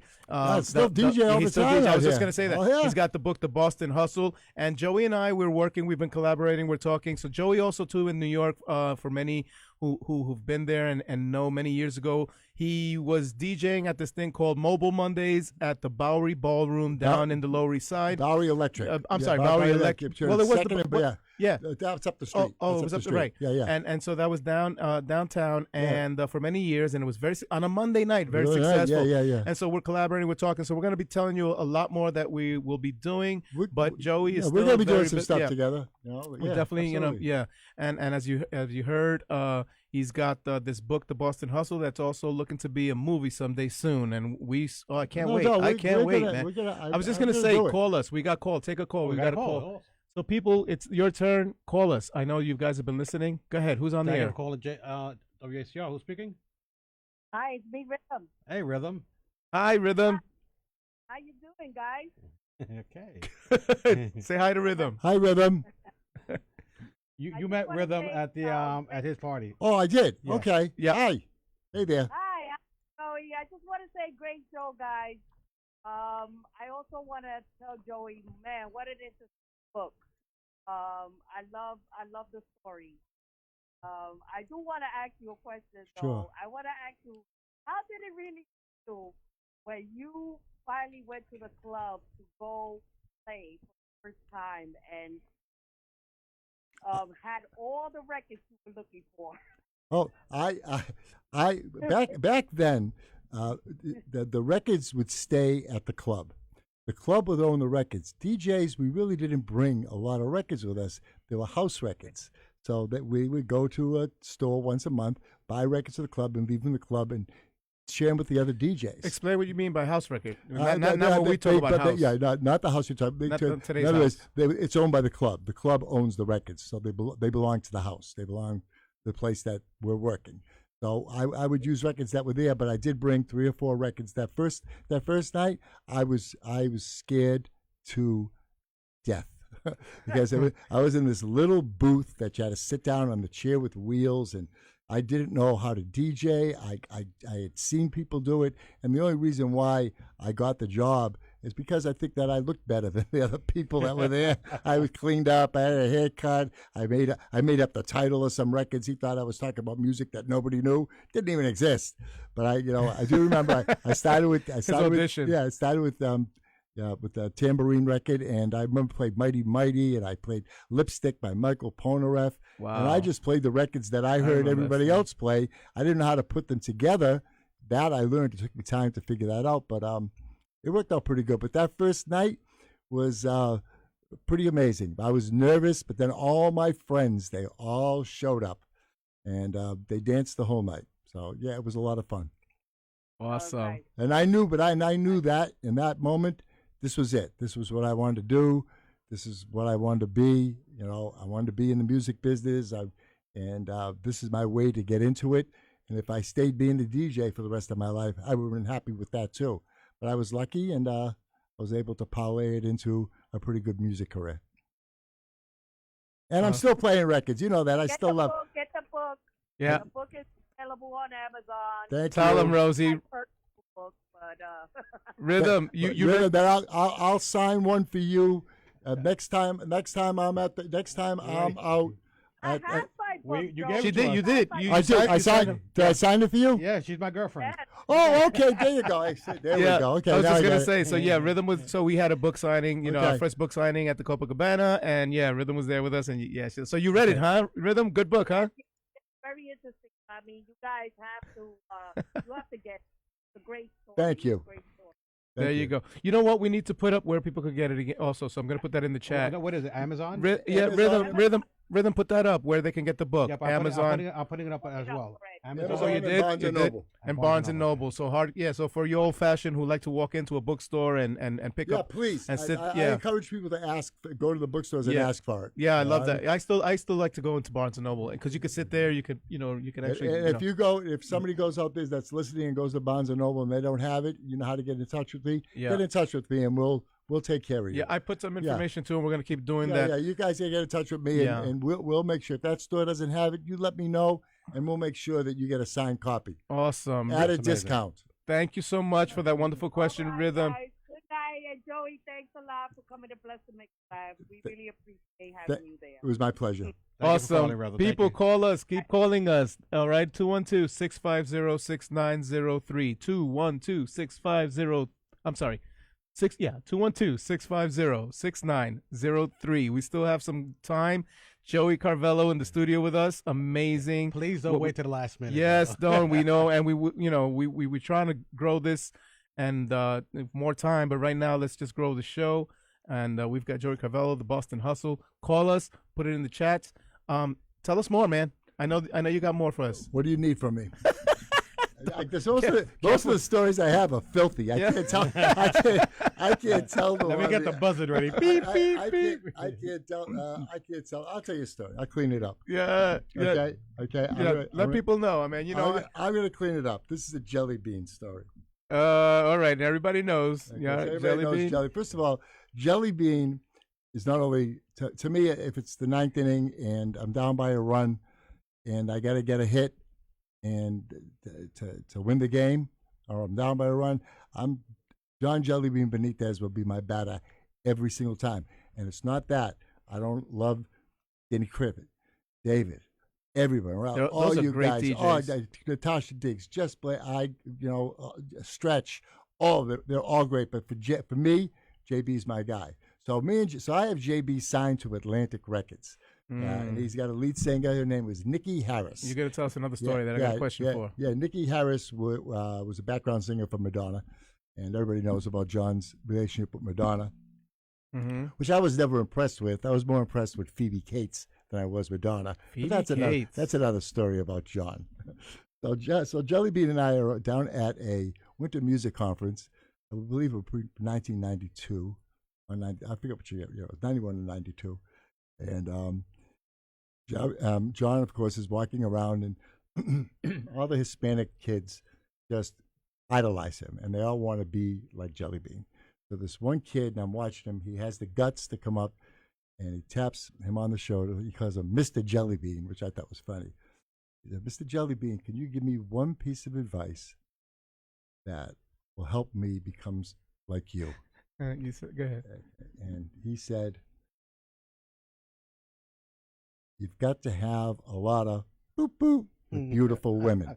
And walks away from the guy. Puts his hand, walks away from the guy. And the guy's standing there with his jaw down, and he was like, I thought he was going to cry.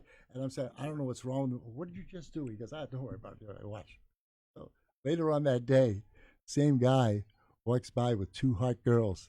Jelly Bean walks up to him and says, practice, practice, practice. Listen, he gave the clean version of that story. Believe it, I tell you, I cleaned it up. Yeah, he great, amazing. I cleaned it up the best I possibly could. But he was truly one of the funniest people I've ever hung out with. JB's just really good. Yeah. You got to get him up here sometime. Yeah, you know what? He's down in Florida, so we talked about that. You and I did too. He's got a lot of stuff. He got a lot of good stuff going on down there. You got to let us also know. Also, yeah, I was just this. I kid you not. My next question was exactly this. I get a note from my great buddy right here, Dave Jeremy. So, you talked about we're back to Atlantic Records. Now, of course, part of your job was signing or finding new music and signing them on, right? So, tell us about this guy who today happens to be one of the biggest Latin performers around the world. Who did you sign, my friend? I signed Mark Anthony. This is a good story. This is actually thank you, David, for bringing that up. So I'm out in LA and I get a job at a label called WTG. I know WTG. Okay, Warner, I was Walter, yep. Tommy, and Jerry. They all made like $17 million on the merger with Sony. They were all there. They made a bunch of money. So they pulled their money together and started a little label. I was living in LA at the time, and I was really, I was in bad shape. I was doing way too much drugs, and I was running wild. You know what? And thank you for your honesty. And that's another thing. No, we're going to talk about that. It was really, it was bad. It was bad. I mean, I had lost a couple of friends, and this was bad. And I was going nowhere. And I got very lucky. And Jerry Greenberg, who's the head of WTG, called me up and asked me if I'd like to join his label to do dance music, A&R, and promotion. Sure. I was broke, and I liked Jerry a lot. I had worked with Jerry before. I helped him with JJ Fad in the past, and I liked Supersonic. Yeah. That's the one I worked with. So he had put a great staff together. A lot of people that I knew in the business. I was very happy, and he gave me this record by a group called the 8 something. Patsy Kensit was the lead singer. Patsy Kensit. Which one? The Eighth Wonder, yes, they're called the Eighth Wonder. I forget the name of the song, but Old Sugar Hill? No. Eighth Wonder. No. This is a girl. Her name was Patsy Kensit. She actually played Mel Gibson's boyfriend in that action movie where he lived on the beach and they shoot him up and she dies. They drowned her. You know why? She was supposed to be in the second movie, but she was such a bitch. I could say that, right? Beep, okay.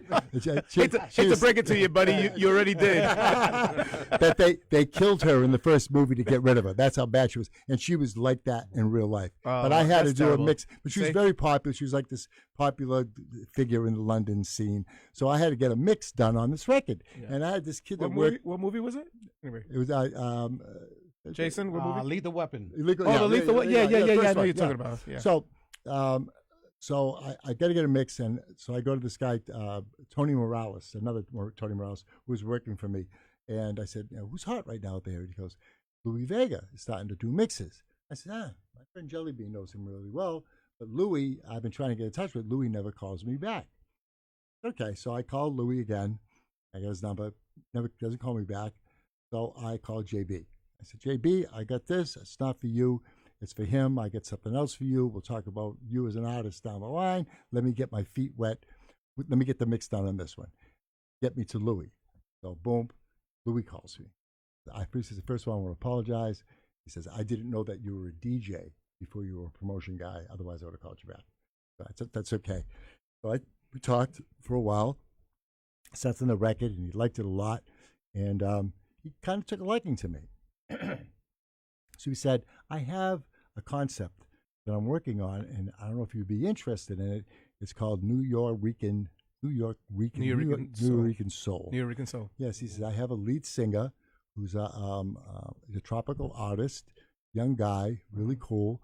He says, and I have enough contacts where I could make it. I can get Tito Puente, Eddie Palmieri, and I knew who these guys were because I did some salsa stuff myself, in the past, as a DJ. And I said, wow, that sounds like a great concept. I said, why don't you come out to L.A.? Why don't you come out to L.A. to meet me, and we'll talk. So came out. We brought Mark out. Mark didn't say 2 words the whole time. And Louis played me a demo, and I forget what song it was. One of the songs. One that you released on no, that? No, it was "Walk Away." It was a Diane Warren song that he sang. Okay. On the album called "Walk Away," and the voice of this little skinny, runty guy. Yeah. He couldn't have been more than 90 pounds. Yeah. What a voice! I was like, and he just smiled. He didn't say 2 words. Okay, I said, I went to Jerry, paid for Jerry, and Jerry goes, "It's a big deal. This guy wants $125,000. He wants to do a live Tito Puente, all these." And Jerry knew. He goes, "Wow, that sounds really interesting. Let me go to Tommy." So he goes to Tommy Mottola. The day he goes to Tommy Mottola, I get a call from Doug Morris from Atlantic Records. Come work for me at Atlantic. I'll double your salary. Wow. So I said, I told Jerry, I said, I just got an offer from Atlantic. I said, if you're going to make this, if you're going to make this move, if you're going to make this move, make this move because I'm going. We're getting and Tommy, and Tommy, I'm sorry, guys. And Tommy blinked. Tommy Mottola blinked, and I took Louis and Mark. They were my first signing at Atlantic Records. Amazing. Now, so I had a meeting again with Mark. Mark didn't say 2 words. Never talked. And then I get a call from this guy from Broadway looking for an actor for a movie called The Big Night. Yeah, that was David Maldonado called you. It was Dave Maldonado was his manager. I know. I'm going to tell you, and it's funny thing. I worked for David Maldonado, and Mark was always up at the office. And while we're working, he would sing his ass off, and I'd have to say, never talked, "Mark, I love you. Can you please go to the conference? Can you please?" But he never talked. He never said a word because when he did this part in this movie, there was no dialogue. Right. He played a waiter in a movie called The Big Night with Stanley Tucci. Great movie. Come to find out, Mark was a stutterer. Couldn't speak. He stuttered. And when he hit his success, went away. Amazing.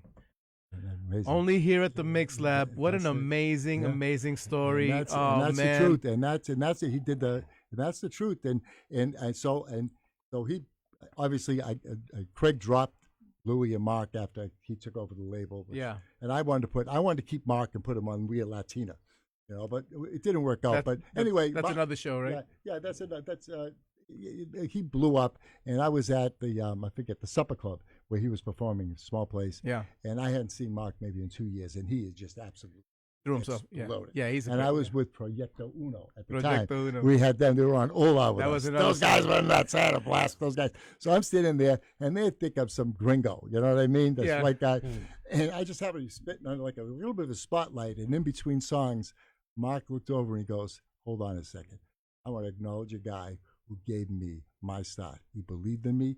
He cut the check, and we made the album that broke me, Joey Carvello. Thank you. And the Projector Widows after that, they were my best friends. There you go. Ladies and gentlemen, my guy Joey. That was in Mark you'll always mention me, which was very, very nice. Louis too. Great people. These are great people. Guys, I know, man. We're at that point. We're at that point, and we thought, and you thought you were going to be out of here at 7 o'clock. Yeah. We needed an extra hour. I knew that wasn't going to happen. So I got to say, ladies and gentlemen, the listeners, this is what you got. We've got Joey Carvello, and Joey, we can't thank you enough. You know how thank you. You know how much. Good time. We call each other, and we love each. Oh, it's over there. And we love you deeply. Thank and you. Before you go, we got something for you.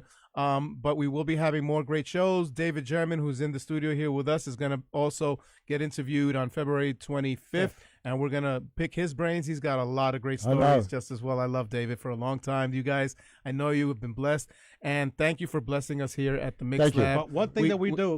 We've got that thing, but also tell them about Thursday. One thing that we do every time we have a guest, we like to present you with something. It's not much. It's just a little token of our appreciation. I hope it's an 8-ball. Yeah, no, it's a 10-ball. This boy, he's amazing. We just want to make it the truth. We just want to make it 2025. With the Mix Lab. I looked him right in the eye when I said that. Yeah, listen, we want to make. We got 2 more minutes. We almost made it, man. We almost made it.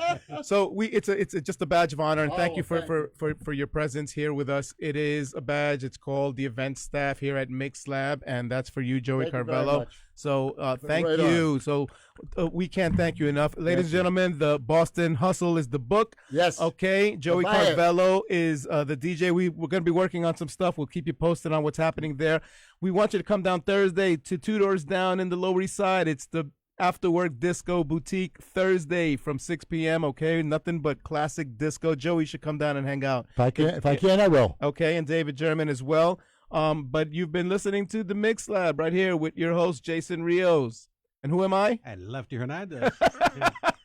You guys have been awesome. Thanks everybody for all the great comments, and we'll be back next week with another great show. But oh man, I'm really sad. I don't want this to end today, man. And don't forget, guys, pick up with all the swearing I did, you could be ending.